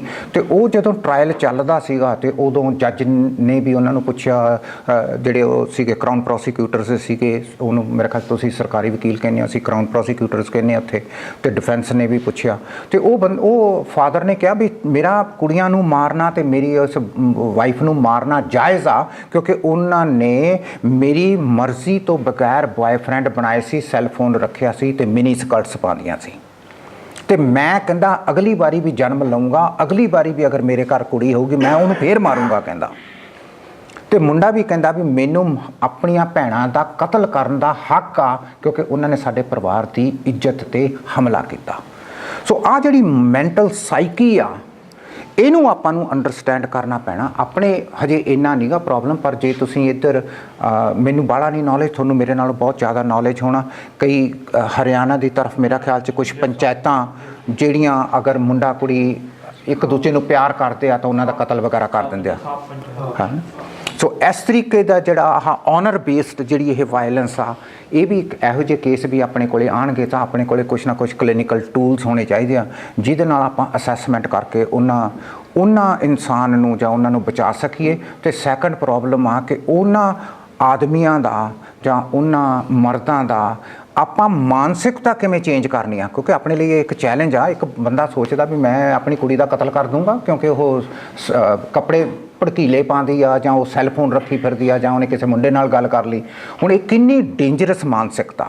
ਇੱਕ ਪਾਸੇ ਆਪਾਂ ਸਮਝਾ ਵੀ ਸਕਦੇ ਹਾਂ, ਦੂਜੇ ਪਾਸੇ ਉਹ ਕਹਿੰਦੇ ਸਮਝਾਉਣਾ ਨਹੀਂਗਾ, ਇਹਨੇ ਸਾਡੀ ਇੱਜ਼ਤ 'ਤੇ ਹਮਲਾ ਕੀਤਾ, ਇਹਦਾ ਕਤਲ ਕਰ ਦਿਓ। ਆਪਾਂ ਥੋੜੀ ਜੀ ਗੱਲਬਾਤ ਕਰ ਲਈ। ਸਾਡੀ ਉੱਥੇ ਹੈਗੀ ਆ ਵੀ ਜਦੋਂ ਤੁਸੀਂ 911 ਕਰਦੇ ਹੋ, 911 ਦਾ ਮਤਲਬ ਹੈਗਾ ਕਿ ਐਮਰਜੈਂਸੀ ਕਾਲ ਆ, ਸਿੱਧੀ ਜਾਂਦੀ ਆ ਇੱਕ ਸੈਂਟਰ 'ਚ। ਉਹ ਸੈਂਟਰ ਤੁਹਾਨੂੰ 3 ਕੁਐਸਚਨ ਪੁੱਛਦਾ, ਫਾਇਰ, ਮੈਡੀਕਲ ਐਮਰਜੈਂਸੀ, ਪੁਲਿਸ, ਇੰਝ ਹੀ ਪੁੱਛਦੇ ਆ ਉਹ। ਤੁਸੀਂ ਫਿਰ ਇੱਕ ਕਹਿਣਾ ਹੁੰਦਾ, ਤੁਸੀਂ ਕਹਿ ਦੋਗੇ ਪੁਲਿਸ। ਜਦ ਹੀ ਪੁਲਿਸ ਵਾਲਾ ਆ ਜਾਂਦਾ ਉਹ ਕਹਿੰਦਾ yes this is peel regional police ਜਾਂ ਟੋਰਾਂਟੋ ਪੁਲਿਸ ਜਾਂ ਜਿਹੜੀ ਵੀ ਪੁਲਿਸ ਹੋਊਗੀ ਉਹ ਤੁਹਾਨੂੰ ਕਹੂਗੀ। ਤੁਸੀਂ ਕਹਿ ਦਿਓ ਵੀ ਮਾਈ ਹਸਬੈਂਡ ਇਜ਼ ਹਿਟਿੰਗ ਮੀ। ਜਦੋਂ ਹੀ ਜਨਾਨੀ ਇਹ ਕਹਿ ਦਿੰਦੀ ਆ ਵੀ ਮਾਈ ਹਸਬੈਂਡ ਇਜ਼ ਹਿਟਿੰਗ ਮੀ, ਉਦੋਂ ਇਹ ਨੂੰ ਪ੍ਰਾਇਲਟੀ ਕਾਲ ਕਹਿੰਦੇ ਆ। ਇਹਦਾ ਮਤਲਬ ਕਿ 4 ਪੁਲਿਸ ਆਫੀਸਰ 2 ਕਾਰਾਂ ਰਾਈਟ ਅਵੇ ਉਹ ਤੁਹਾਡੇ ਘਰ ਕਨੀ ਨੂੰ ਭਜਾਣਗੇ। ਇੱਕ ਰਾਈਟ ਅਵੇ ਤੁਹਾਡੇ ਘਰ ਦੇ ਅੰਦਰ ਵੜ ਜਾਊਗੀ, ਇੱਕ ਕੋਨੇ ਤੇ ਖੜ ਜਾਊਗੀ। ਉਹ ਕੋਨੇ ਤੇ ਉਦੋਂ ਤੱਕ ਖੜੂਗੀ ਜਿਹੜੇ ਅੰਦਰ ਪੁਲਿਸ ਆਫੀਸਰ 2 ਗਏ ਆ, ਜਦ ਤੱਕ ਉਹ ਕਹਿੰਦੇ ਨਹੀਂ ਕਿ ਵੀ we have situation under control. ਤੇ ਜੇ ਉਹਨਾਂ ਨੂੰ ਪਤਾ ਲੱਗ ਗਿਆ ਵੀ situation is not under control, ਬੰਦੇ ਨੇ ਸ਼ਰਾਬ ਬਹੁਤ ਪੀਤੀ ਆ ਜਾਂ ਉਹ ਕੰਟਰੋਲ 'ਚ ਨਹੀਂ ਹੁੰਦਾ, ਫਿਰ ਉਹ 2 ਜਣੇ ਹੋਰ ਆ ਜਾਣਗੇ, ਹੁਣ 4 ਪੁਲਿਸ ਆਫੀਸਰ ਹੋ ਗਏ। ਤੇ ਉਦੋਂ ਉਹਨੂੰ ਮੈਂਡੇਟਰੀ ਚਾਰਜਸ ਦਾ ਮਤਲਬ ਆ ਕਿ ਕਿਉਂਕਿ ਉਹਨਾਂ ਨੇ ਸੱਦਿਆ, ਉਹਨਾਂ ਨੇ ਹੁਣ ਇਹ ਦੇਖਣਾ ਵੀ ਕੌਣ ਬੰਦਾ ਕਿਹਦੇ ਤੇ ਤਸ਼ੱਦਦ ਕਰਦਾ ਸੀ ਤੇ ਸਾਡਾ ਕ੍ਰਿਮੀਨਲ ਕੋਡ ਵਾਇਲੇਟ ਹੋਇਆ ਕਿ ਨਹੀਂ, ਫਿਰ ਉਹਨੂੰ ਹੱਥਕੜੀ ਲਾ ਕੇ ਲੈ ਜਾਂਦੇ ਆ। ਸੋ ਹੁਣ ਇੱਕ ਲੰਬਾ ਜ਼ਿੰਦਗੀ ਦਾ ਪ੍ਰੋਸੈਸ ਸ਼ੁਰੂ ਹੋ ਗਿਆ ਔਰ ਬੜਾ ਪੇਨਫੁਲ ਪ੍ਰੋਸੈਸ ਆ, ਕਿਉਂਕਿ ਜਦੋਂ ਕਾਨੂੰਨ ਦੇ ਵਿੱਚ ਕੁਝ ਵੀ ਆਉਂਦੀ ਆ, ਇੱਥੋਂ ਦਾ ਵੀ ਕਾਨੂੰਨ, ਜਦੋਂ ਕੋਈ ਕਾਨੂੰਨੀ ਕੁਝ ਗੱਲਬਾਤ ਹੋ ਜਾਂਦੀ ਆ, ਉਹ ਇੱਕ ਆਪਣੀ ਹੋਈ ਸਪੀਡ ਨਾਲ ਤੁਰਦਾ। ਉੱਥੋਂ ਦਾ ਵੀ ਸਿਸਟਮ ਥੋੜ੍ਹਾ ਜਿਹਾ ਸਲੋ ਆ, ਪਰ ਮੇਰਾ ਖਿਆਲ 'ਚ ਇੰਡੀਆ ਦਾ ਤਾਂ ਬਾਹਲਾ ਹੀ ਸਲੋ ਆ, ਰਾਈਟ। ਪਰ ਸਲੋ ਉੱਥੋਂ ਦਾ ਵੀ ਬਹੁਤ ਆ। ਕੁਝ ਵੀ ਚੀਜ਼ ਕਾਨੂੰਨ 'ਚ ਛੇਤੀ ਨਹੀਂ ਹੁੰਦੀ, ਕਿਉਂਕਿ ਕਾਨੂੰਨ ਦਾ ਪੇਪਰ ਵਰਕ ਵੀ ਬੜਾ ਕਰਨਾ ਪੈਂਦਾ। ਸੋ ਤੁਹਾਡੇ 'ਚੋਂ ਜਿਹੜੇ ਮੇਰੇ ਵੀਰ ਭੈਣਾਂ ਬੱਚੀਆਂ ਲੀਗਲ ਸਿਸਟਮ 'ਚ ਕੰਮ ਕਰਨਗੀਆਂ ਐਜ਼ ਏ ਸੋਸ਼ਲ ਵਰਕ, ਤੇ ਤੁਹਾਨੂੰ ਰਿਪੋਰਟਾਂ ਪ੍ਰਪੇਅਰ ਕਰਨੀਆਂ ਪੈਂਦੀਆਂ, ਉਹਨਾਂ ਨੂੰ ਬੜੀਆਂ ਮਾਈਨਿਊਟਲੀ ਪ੍ਰਪੇਅਰ ਕਰਨੀਆਂ ਪੈਂਦੀਆਂ, ਕਿਉਂਕਿ ਜੱਜ ਕੋਲੇ ਜਾਂਦਾ ਉਹਨਾਂ ਦਾ ਬੜਾ ਲੀਗਲ ਆ, ਇੱਕ ਲਫ਼ਜ਼ ਨੂੰ ਸਕਰੂਟਨਾਈਜ਼ ਕੀਤਾ ਜਾਂਦਾ, ਤੇ ਉਹ ਹੋਰ ਵੀ ਜ਼ਿਆਦਾ ਮਤਲਬ ਕਿ ਬੜਾ ਕ੍ਰਿਟੀਕਲ ਕੰਮ ਹੁੰਦਾ ਲੀਗਲ ਵਰਕ ਦਾ। ਸੋ ਹੁੰਦਾ ਹੁਣ ਆਪਣੇ ਉਹ ਬੰਦੇ ਨੂੰ ਫੜ ਕੇ ਲੈ ਗਏ, ਉਹਨੂੰ ਅਰੈਸਟ ਕਰ ਲਿਆ, ਉਹ ਹਿਰਾਸਤ 'ਚ ਲੈ ਲਿਆ, ਅਗਲੇ ਦਿਨ ਜੱਜ ਕੋਲੇ ਆ ਜਾਊਗਾ। ਜੇ ਉਹਦੀ ਬੇਲ ਵਾਸਤੇ ਤੁਸੀਂ ਪਹੁੰਚ ਗਿਆ ਕੋਈ ਤਾਂ ਠੀਕ ਆ, ਨਹੀਂ ਉਹਨੂੰ ਵਾਪਸ ਫੇਰ ਚਲੇ ਜਾਣਗੇ, ਅਗਲੇ ਦਿਨ ਉਹਨੂੰ ਫੇਰ ਲਿਆਉਣਗੇ। ਸੋ ਇਹ ਇੱਕ ਜਿਹੜਾ ਪ੍ਰੋਸੈਸ ਆ, ਇਹ ਆਪਣੀ ਕਮਿਊਨਿਟੀ 'ਚ ਬਾਹਲੀ ਦੇਰ ਨਹੀਂ ਚੱਲਦਾ। ਹੁਣ ਉਹਨੇ ਬਾਹਰ ਆ ਜਾਣਾ, ਬਾਹਰ ਆ ਕੇ ਸਾਰੀਆਂ ਹੁਣ ਫੈਮਲੀਆਂ ਇਕੱਠੀਆਂ ਹੋ ਗਈਆਂ, ਕੁੜੀ ਦੀ ਸਾਈਡ ਦੀ ਵੀ ਫੈਮਿਲੀ ਇਕੱਠੀ ਹੋਊਗੀ, ਮੁੰਡੇ ਦੀ ਸਾਈਡ ਦੀ ਵੀ ਫੈਮਿਲੀ ਇਕੱਠੀ ਹੋਊਗੀ। ਹੁਣ ਗੱਲਾਂ ਬਾਤਾਂ ਹੋਣਗੀਆਂ, ਹੁਣ ਕੁਛ ਨਾ ਕੁਛ ਨੈਗੋਸ਼ੀਏਟ ਕੀਤਾ ਜਾਊਗਾ, ਜਾਨੀ ਕਹਿਣ ਤੋਂ ਕਿ ਉਹ ਕੈਨੇਡਾ ਦੇ ਲੀਗਲ ਸਿਸਟਮ ਦੀ ਉਲੰਘਣਾ ਕਰਦੇ ਹੋਏ ਉਹ ਕੁੜੀ ਮੁੰਡੇ ਨੂੰ ਪਿੱਛੋਂ ਦੀ ਇਕੱਠਾ ਕਰ ਦਿੰਦੇ ਆ। ਲੀਗਲੀ ਉਹ ਵਾਈਫ ਦੇ ਨੇੜੇ ਨਹੀਂ ਜਾ ਸਕਦਾ ਆਦਮੀ, ਲੀਗਲੀ ਉਹਦੇ ਤੇ ਸੈਂਕਸ਼ਨਸ ਲੱਗੀਆਂ ਵੀ ਤੂੰ ਆਪਣੀ ਵਾਈਫ ਦੇ ਨੇੜੇ ਨਹੀਂ ਜਾਣਾ, ਪਰ ਆਪਣਾ ਜਿਹੜਾ ਕਲਚਰ ਆ ਉਹਨੂੰ ਚੱਕ ਕੇ ਉਹਨਾਂ ਨੇ ਇਕੱਠਾ ਕਰਤਾ, ਉਹ ਪਿੱਛੇ ਐਨ ਇਕੱਠਾ ਹੋਏ ਆ। ਸੋ ਉਹ ਹੁਣ ਕਿਵੇਂ ਡੀਲ ਕਰਾਂਗੇ ਆਪਾਂ? ਲੀਗਲੀ ਇਹ ਆ ਕਿ ਜੇ ਮੈਨੂੰ ਕੋਈ ਕਹਿੰਦਾ ਬਈ ਬਲਦੇਵ ਜੀ ਤੁਸੀਂ ਦੱਸਿਓ ਨਾ, ਪਰ ਅਸੀਂ ਤਾਂ ਇਕੱਠੇ ਰਹਿੰਦੇ ਹਾਂ, legally am suppose to phone the police and have him arrested. ਹੁਣ ਤੁਹਾਡਾ ਕੀ ਖਿਆਲ ਆ ਕਿ ਜੇ ਮੈਂ ਹਰ ਵਾਰੀ ਇਹ ਕਰਾਂ ਤਾਂ ਮੇਰੀ ਕੀ ਰੈਪੂਟੇਸ਼ਨ ਰਹੂਗੀ ਆਪਣੀ ਕਮਿਊਨਿਟੀ 'ਚ? ਸੋ ਇੱਕ ਪਾਸੇ ਕੈਨੇਡਾ ਦਾ ਕਾਨੂੰਨ ਆ, ਜਾਨੀ ਮੇਰੀ degree professionally Aam liable, so they can take ਅਵੇ ਮਾਈ ਰਜਿਸਟਰਡ ਸੋਸ਼ਲ ਵਰਕ ਦਾ ਜਿਹੜਾ ਲੇਬਲ ਲੱਗਦਾ, ਦੇ ਕੈਨ ਟੇਕ ਅਵੇ ਫਰਮ ਮੀ। ਦੂਸਰੇ ਪਾਸੇ ਜੇ ਆਪਾਂ ਹਰ ਵਾਰੀ ਚੱਕ ਕੇ ਪੁਲਿਸ ਨੂੰ ਫੋਨ ਕਰਦੇ ਹਾਂ ਵੀ ਇਹ ਤਾਂ ਇਕੱਠੇ ਰਹਿੰਦੇ ਆ, ਇਹ ਤਾਂ ਇਕੱਠੇ ਰਹਿੰਦੇ ਆ, ਫਿਰ ਤਾਂ ਪੁਲਿਸ ਇਹੀ ਕੰਮ ਕਰੀ ਜਾਊਗੀ, ਹਰ ਰੋਜ਼ 5-7 ਨੂੰ ਫੇਰ ਫੜ ਕੇ ਲੈ ਜਾਇਆ ਕਰੂਗੀ। ਸੋ ਆਹ ਜਿਹੜੀਆਂ ਕੰਪਲੈਕਸਿਟੀਜ਼ ਆਉਂਦੀਆਂ, ਇਹਦਾ ਆਪਾਂ ਨੂੰ ਕੋਈ ਨਾ ਕੋਈ ਹੱਲ ਲੱਭਣਾ ਪੈਂਦਾ, ਕਿਉਂਕਿ ਕਲਚਰ ਇਜ਼ ਵਨ ਤੇ ਲੀਗਲ ਸਿਸਟਮ ਇਜ਼ ਅਨਦਰ। ਸੋ ਆਪਣੇ ਬਾਹਲਾ ਲੀਗਲ ਸਿਸਟਮ ਨੂੰ ਕੁਛ ਸਮਝਦੇ ਨਹੀਂ, ਕਿਉਂਕਿ ਉਹ ਜਿਹੜੇ ਮਾਹੌਲ 'ਚੋਂ ਇੱਥੋਂ ਗਏ ਆ ਉਹਦੇ 'ਚ ਲੀਗਲ ਸਿਸਟਮ ਇੰਨਾ ਕੁਛ ਕਰਦਾ ਨਹੀਂ ਜਿੰਨਾ ਕੁਛ ਉੱਥੇ ਆ, ਰਾਈਟ। ਇੱਥੇ ਮਤਲਬ ਕਿ ਤੁਸੀਂ ਰੈੱਡ ਲਾਈਟ 'ਚੋਂ ਵੀ ਗੱਡੀ ਕੱਢ ਲਓ, ਕੋਈ ਇੰਨਾ ਬਾਹਲਾ ਫਰਕ ਨਹੀਂ ਪੈਂਦਾ, ਪਰ ਉੱਥੇ ਤੁਸੀਂ ਕੱਢ ਕੇ ਦਿਖਾਓਗੇ ਤੇ ਜੇ ਪੁਲਿਸ ਨੇ ਫੜ ਲਿਆ ਤਾਂ ਕਈ ਸਾਰੀਆਂ ਪ੍ਰੋਬਲਮਾਂ ਸ਼ੁਰੂ ਹੋ ਜਾਣਗੀਆਂ ਵੀ ਤੁਸੀਂ ਰੈੱਡ ਲਾਈਟ 'ਚੋਂ ਗੱਡੀ ਕੱਢੀ ਆ। ਇੰਸ਼ੋਰੈਂਸ ਵਧੂਗੀ, ਟਿਕਟ ਮਿਲੂਗਾ, ਪੁਆਇੰਟਸ ਜਾਣਗੇ, ਇੰਸ਼ੋਰੈਂਸ ਹਾਈ ਹੋਊਗੀ, ਜਾਣੀ ਕਿੰਨੀਆਂ ਸਾਰੀਆਂ ਪ੍ਰੋਬਲਮਸ ਇੱਕ ਗਲਤੀ ਕਰਨ 'ਤੇ ਸ਼ੁਰੂ ਹੋ ਜਾਂਦੀਆਂ ਉਸ ਉੱਧਰ। ਆਪਾਂ ਨੇ ਕਰ ਲਿਆ। ਮੈਂ ਤੁਹਾਨੂੰ ਦੱਸਦਾ ਜਿਹੜਾ ਆਪਣਾ ਹੈਗਾ ਆਹ। ਸੋ ਹੁਣ ਆਹ ਜਿਹੜਾ ਸਾਡਾ ਜਿਹੜਾ ਮਾਡਲ ਆ, ਇਹਦੇ ਵਿੱਚ ਪਹਿਲਾ ਜਿਹੜਾ ਪਾਰਟ ਆ, ਮਤਲਬ ਕਿ ਇੱਥੋਂ ਤੁਸੀਂ ਵੀ ਆਏ ਹੋਏ ਤਕਰੀਬਨ ਪੂਰਾ ਜਾਣੀ ਸੋਸ਼ਲ ਵਰਕ ਆਏ ਹੋਏ ਚੱਲਦਾ। ਸੋ ਸਾਡੀ ਜਦੋਂ ਐਂਟਰੀ ਹੁੰਦੀ ਆ, ਜਿਹੜੇ ਪਹਿਲੀ ਅਸੈਸਮੈਂਟ ਹੁੰਦੀ ਆ, ਉਹ ਸੇਫਟੀ 'ਤੇ ਆ। ਸੋ ਸਾਨੂੰ ਇਹ ਆਪਣੀ ਫਾਈਲ 'ਚ ਲਿਖਣਾ ਪੈਂਦਾ ਵੀ ਸੇਫਟੀ ਅਸੈਸਮੈਂਟ ਚੈੱਕ ਹੋਈ ਆ, ਅਤੇ ਸਾਨੂੰ ਫਾਈਲ ਦੇ ਉੱਤੇ ਟੈਗ ਲਾਣੇ ਪੈਂਦੇ ਆ। ਜੇ ਰੈੱਡ ਟੈਗ ਫਾਈਲ 'ਤੇ ਲੱਗ ਗਿਆ, ਇਹਦਾ ਮਤਲਬ ਇਹ ਹਾਈ ਰਿਸਕ ਕੇਸ ਆ, ਇਹਨੂੰ ਮੈਨੇਜ ਕਰਨਾ ਪਊਗਾ।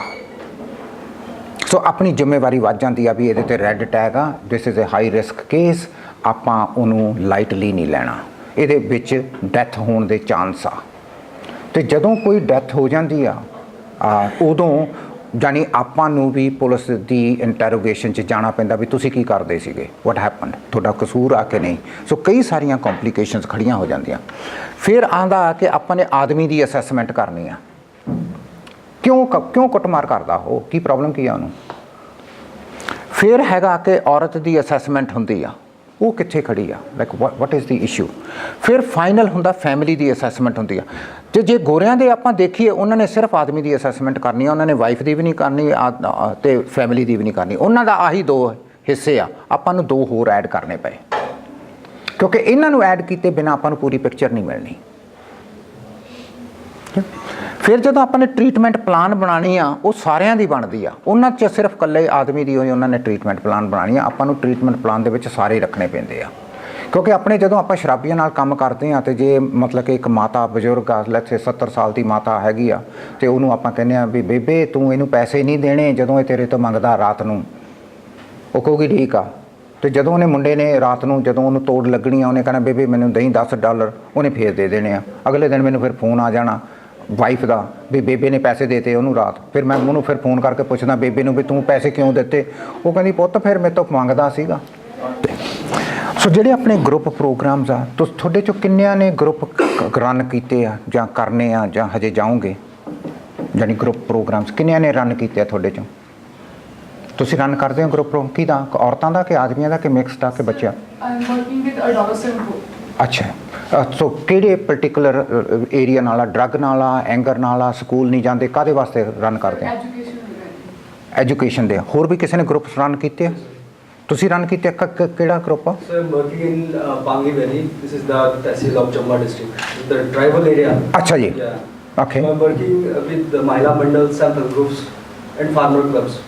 Okay, So presently we have around 37 groups. Wonderful. ਹੋਰ ਵੀ ਕਿਸੇ ਨੇ ਕੀਤੇ ਆ? ਸੋ ਤੁਹਾਨੂੰ ਹੋ ਸਕਦਾ ਤੁਹਾਨੂੰ ਆਪਣੀ ਪ੍ਰੈਕਟਿਸ ਦੇ ਦੌਰਾਨ ਚਾਂਸ ਮਿਲੇ ਗਰੁੱਪ ਵਰਕ ਕਰਨ ਦਾ। ਸੋ ਗਰੁੱਪ ਵਰਕ ਦਾ ਇੱਕ ਆਪਣਾ ਹੀ ਇੱਕ ਪਰਟੀਕੂਲਰ ਜਾਣੀ ਐਸਪੈਕਟ ਆ ਵੀ ਤੁਸੀਂ ਗਰੁੱਪ ਦੇ ਵਿੱਚ ਰੱਖ ਕੇ ਸਾਰਿਆਂ ਨੂੰ ਇੱਕ ਮਤਲਬ ਕਿ ਕਿਉਂਕਿ ਹਰ ਇੱਕ ਇਨਸਾਨ ਦੀ ਥੋੜ੍ਹੀ ਵਿਲੱਖਣਤਾ ਹੁੰਦੀ ਆ ਪ੍ਰੋਬਲਮ ਦੀ, ਲੇਕਿਨ ਕੁਝ ਸਿਮਿਲੈਰਿਟੀਜ਼ ਵੀ ਹੁੰਦੀਆਂ। ਸੋ ਉਸ ਨੂੰ ਆਪਾਂ ਗਰੁੱਪ ਨੂੰ ਯੂਜ਼ ਕਰਕੇ ਆਪਾਂ ਉਹਨਾਂ ਦੀ ਟ੍ਰੀਟਮੈਂਟ ਕਰਦੇ ਹਾਂ। ਸੋ ਸਾਡੇ ਬਹੁਤ ਸਾਰੇ ਗਰੁੱਪ ਪ੍ਰੋਗਰਾਮਸ ਹੈਗੇ, ਆਦਮੀਆਂ ਵਾਸਤੇ ਹੈਗੇ ਆ, ਔਰਤਾਂ ਵਾਸਤੇ ਹੈਗੇ ਆ। ਫਿਰ ਡਿਫਰੈਂਟ ਹੈਗਾ, ਜੇ ਤੁਸੀਂ ਔਰਤ ਹੋ ਤੇ ਮੈਂਟਲ ਹੈਲਥ ਆ ਉਹਦਾ ਇੱਕ ਵੱਖਰਾ ਗਰੁੱਪ ਆ, ਜੇ ਤੁਸੀਂ ਆਦਮੀ ਹੋ ਤੇ ਮੈਂਟਲ ਹੈਲਥ ਦਾ ਉਹਦਾ ਵੱਖਰਾ, ਜੇ ਤੁਸੀਂ ਆਦਮੀ ਹੋ ਤਾਂ ਉਹਦੀ ਐਡਿਕਸ਼ਨ ਪ੍ਰੋਗਰਾਮ ਆ ਉਹਦਾ ਵੱਖਰਾ, ਜੇ ਤੁਸੀਂ ਆਦਮੀ ਹੋ ਐਡਿਕਸ਼ਨ ਆ ਤੇ ਗੁੱਸਾ ਵੀ ਆਉਂਦਾ ਨਾਲ ਉਹਦਾ ਇੱਕ ਵੱਖਰਾ। ਸੋ ਇਸ ਤਰ੍ਹਾਂ ਕਰਕੇ ਬਹੁਤ ਸਾਰੇ ਆਪਣੇ ਗਰੁੱਪ ਪ੍ਰੋਗਰਾਮਸ ਆ ਤੇ ਉਹਨਾਂ 'ਚ ਫਿਰ ਆਪਾਂ ਨੂੰ ਸਕੈਜੂਲ ਕਰਨਾ ਪੈਂਦਾ ਟ੍ਰੀਟਮੈਂਟ ਦੇ ਹਿਸਾਬ ਨਾਲ ਵੀ ਕਿਹੜੀ ਆ। ਸੋ ਜਦੋਂ ਆਪਾਂ ਵਾਇਲੈਂਸ ਦੇ ਉੱਤੇ ਕੰਮ ਕਰਦੇ ਆ ਤਾਂ ਉਦੋਂ ਆਦਮੀ ਦਾ ਗਰੁੱਪ ਸੈਪਰੇਟ ਆ, ਵਾਈਫ ਦਾ ਗਰੁੱਪ ਸੈਪਰੇਟ ਆ। ਉਹ 16 ਸੈਸ਼ਨਸ ਲਾਉਂਦੇ ਆ। ਉਸ ਤੋਂ ਬਾਅਦ ਆਪਾਂ ਨੇ ਇਹ ਅਸੈਸਮੈਂਟ ਦੇਣੀ ਆ ਵੀ ਕੁਝ ਬਦਲਿਆ, ਕੁਝ ਚੇਂਜ ਹੋਇਆ, ਕੁਝ ਸਮਝ ਆਈ। ਉਸ ਤੋਂ ਬਾਅਦ ਆਪਣੇ 6 ਸੈਸ਼ਨ ਰੀਕਨਸੀਲੀਏਸ਼ਨ ਕਾਉਂਸਲਿੰਗ ਆ ਵੀ ਉਹਨਾਂ ਨੂੰ ਆਪਾਂ ਨੇ ਵਾਪਸ ਲਿਆ ਕੇ ਹੁਣ ਇਕੱਠਾ ਕਰਨਾ। 6 ਸੈਸ਼ਨਸ ਉਹਨਾਂ ਨੂੰ ਮੈਰਿਜ ਤੇ ਮਿਲਦੇ ਆ। ਉਸ ਤੋਂ ਬਾਅਦ ਉਹਨਾਂ ਦੀ ਮੈਰਿਜ ਕਾਉਂਸਲਿੰਗ ਹੁੰਦੀ ਆ 6 ਸੈਸ਼ਨ ਦੀ, ਤੇ ਤਾਂ ਕਿ ਉਹ ਹੁਣ ਵਾਪਸ as a husband and wife ਰਹਿ ਸਕਣ। ਸੋ ਐਸੇ ਤਕਰੀਬਨ ਐਸ ਪ੍ਰੋਸੈਸ ਨੂੰ, ਲੀਗਲ ਪ੍ਰੋਸੈਸ ਨੂੰ, ਸੋਸ਼ਲ ਵਰਕ ਇੰਟਰਵੈਂਸ਼ਨ ਪ੍ਰੋਸੈਸ ਨੂੰ ਅਪਰੋਕਸੀਮੇਟਲੀ 1 ਸਾਲ ਲੱਗਦਾ। 16 ਸੈਸ਼ਨਸ ਹਰ ਹਫਤੇ ਇੱਕ ਵੀਕ 'ਚ ਇੱਕ ਵਾਰੀ ਹੁੰਦੇ ਆ। 3 ਘੰਟੇ ਦਾ ਗਰੁੱਪ ਸੈਸ਼ਨ ਹੁੰਦਾ ਸਾਡਾ ਵਿੱਚ ਵਿਦ ਏ ਬ੍ਰੇਕ। ਸੋ ਉਹਦੇ ਵਿੱਚ ਅਸੀਂ ਐਡਿਕਸ਼ਨਸ, ਐਂਗਰ, ਲਾਈਫ ਸਕਿੱਲਸ ਇਹ ਪਾਰਟ ਕਵਰ ਕਰਦੇ ਹਾਂ। ਡਿਫਰੈਂਟ ਸੈਗਮੈਂਟਸ ਆ। ਤੇ ਔਰਤਾਂ ਦਾ ਵੀ ਇਸੇ ਤਰ੍ਹਾਂ ਹੀ ਮਹੀਨੇ 'ਚ 2 ਵਾਰੀ ਉਹਨਾਂ ਦਾ ਗਰੁੱਪ ਪ੍ਰੋਗਰਾਮ ਹੁੰਦਾ, ਉਹਦੇ 'ਚ ਉਹ ਡਿਫਰੈਂਟ ਐਸਪੈਕਟਸ ਕਵਰ ਕਰਦੇ ਆ। ਫਿਰ ਆਉਂਦਾ ਹੈਗਾ ਕਿ ਜਦੋਂ ਅਸੀਂ ਫਿਰ ਰਿਵਿਊ ਲਈ ਬੈਠਦੇ ਹਾਂ, ਸਾਡੇ ਜਿਹੜੇ ਸੋਸ਼ਲ ਵਰਕਰਸ ਆ ਉਹਨਾਂ ਦੀ ਹਰ ਇੱਕ ਵੀਕ ਕਮਿਊਨਿਟੀ ਡਿਵੈਲਪਮੈਂਟ ਦੇ ਤੌਰ ਤੇ ਬੈਠਦੇ ਆ ਕਲੀਨਿਕਲ ਵਰਕਰਸ, ਤੇ ਉਹ ਫਿਰ ਕੇਸ ਰਿਵਿਊ ਕਰਦੇ ਆ ਵੀ ਕਿਹੜਾ ਬੰਦਾ ਗਰੁੱਪ ਵਰਕ ਦੇ ਵਿੱਚ ਵਾਕਿਆ ਕੋਈ ਤਬਦੀਲੀ ਕਰ ਰਿਹਾ, ਕਿਹੜਾ ਬੰਦਾ ਸਿਰਫ ਚੁੱਪ ਕਰਕੇ ਬੈਠਾ ਰਹਿੰਦਾ ਤੇ ਉਹ ਵੇਟ ਕਰ ਰਿਹਾ ਕਦੋਂ ਮੇਰੇ 16 ਸੈਸ਼ਨ ਹੋਵੇ ਤੇ ਕਦੋਂ ਮੈਂ ਜਾਵਾਂ। ਸੋ ਇਸ ਤਰ੍ਹਾਂ ਕਰਕੇ ਆਪਾਂ ਨੂੰ ਐਸੇ ਸੋਸ਼ਲ ਵਰਕਰਸ ਇਵੈਲੂਏਟ ਕਰਨਾ ਪੈਂਦਾ ਵੀ ਆਹ ਬੰਦਾ ਤਾਂ ਬਿਲਕੁਲ ਹੀ ਨਹੀਂ ਚੇਂਜ ਹੋਇਆ, ਆਹ ਬੰਦਾ ਥੋੜ੍ਹਾ ਜਿਹਾ ਚੇਂਜ ਹੋਇਆ। ਆਹ ਬੰਦਾ ਵਾਕਿਆ ਹੀ ਜੈਨੂਇਨਲੀ ਇੰਟਰਸਟ ਲਿੱਤਾ ਤੇ ਉਹਨੇ ਚੇਂਜ ਹੋਇਆ, ਤੇ ਉਹਦੇ ਹਿਸਾਬ ਨਾਲ ਆਪਾਂ ਨੂੰ ਰਿਕਾਰਡਿੰਗ ਕਰਨੀ ਪੈਂਦੀ ਆ ਤੇ ਚਾਰਟਿੰਗ ਕਰਨੀ ਪੈਂਦੀ ਆ ਤੇ ਆਪਾਂ ਨੂੰ ਕਰਨਾ ਪੈਂਦਾ। ਸੋ ਤੇ ਫਾਈਨਲੀ ਹੈਗਾ ਕਿ ਜਦੋਂ ਤੁਸੀਂ ਉਹਨਾਂ ਨੂੰ ਡਿਸਚਾਰਜ ਕਰਦੇ ਹੋ ਵੀ ਚਲੋ ਹੁਣ ਤੁਸੀਂ ਜਾਓ, ਤੇ ਆਪਾਂ 1 ਸਾਲ ਤੱਕ ਉਹਦਾ ਫਾਲੋ ਅਪ ਕਰਦੇ ਹਾਂ ਬਈ ਵਾਕਿਆ ਹੀ ਮੁੜ ਕੇ ਫੇਰ ਤਾਂ ਨਹੀਂ ਉਹ ਲੜਨ ਲੱਗ ਗਏ। ਇਹਨੂੰ ਆਪਾਂ ਇਸ ਤਰੀਕੇ ਨਾਲ ਵੀ ਦੇਖ ਸਕਦੇ ਹਾਂ ਕਿ ਆਹ ਆਪਣਾ ਜਿਵੇਂ ਹੁਣ ਫਾਰ ਐਗਜ਼ਾਮਪਲ ਆਹ ਸਾਡਾ ਐਡਿਕਸ਼ਨਸ ਪ੍ਰੋਗਰਾਮ ਆ, ਇੱਥੇ ਇਨਟੇਕ ਹੁੰਦਾ, ਆਪਾਂ ਥੋੜ੍ਹੀ ਜਿਹੀ ਅਸੈਸਮੈਂਟ ਕਰਦੇ ਹਾਂ ਵੀ ਕੀ ਪ੍ਰੋਬਲਮ ਆ ਐਡਿਕਸ਼ਨ ਦੀ। ਆਹ ਟ੍ਰਿਆਜ ਹੁੰਦੀ ਹੈ, ਇੱਥੇ ਉਹਨਾਂ ਨੇ ਐਡਿਕਸ਼ਨਸ ਪ੍ਰੋਗਰਾਮ 'ਚ ਜਾਣਾ ਕਿ ਕੇਸ ਮੈਨੇਜਮੈਂਟ ਪ੍ਰੋਗਰਾਮ 'ਚ ਜਾਣਾ, ਕਿੱਧਰਲੇ ਪਾਸੇ ਜਾਣਾ, ਕਿੰਨੀ ਕੁ ਕੰਪਲੈਕਸ ਆ ਉਹਨਾਂ ਦੀ ਐਡਿਕਸ਼ਨ। ਉਸ ਤੋਂ ਬਾਅਦ ਮੈਡੀਕਲ ਉਹਨਾਂ ਨੂੰ ਇੰਟਰਵੈਂਸ਼ਨ ਚਾਹੀਦੀ ਹੈ ਕਿਉਂਕਿ ਸਾਡੇ ਕੋਲ ਸਾਈਕਾਇਟਰਿਸਟ ਵੀ ਹੈਗਾ ਤੇ ਮੈਡੀਕਲ ਡਾਕਟਰ ਵੀ ਆ, ਤੇ ਫਿਰ ਹਸਪੀਟਲ ਦੇ ਨਾਲ ਵੀ ਲਿੰਕਡ ਆ, ਤੇ ਵਿਡਰਾਲ ਮੈਨੇਜਮੈਂਟ ਜਿਹਨੂੰ ਆਪਾਂ ਡੀਟੌਕਸ ਸੈਂਟਰ ਕਹਿੰਦੇ ਆ, ਡੀਟੌਕਸ ਸੈਂਟਰ ਦੇ ਵੀ ਆ ਰਾਈਟ। ਤੇ ਉਸ ਤੋਂ ਬਾਅਦ ਫਿਰ ਆਪਾਂ ਨੇ ਉਹਨਾਂ ਨੂੰ ਪ੍ਰੀਵੈਂਟ ਕਰਨੀ ਆ ਵੀ ਮੁੜ ਕੇ ਨਾ ਹੋ ਪੀਣ।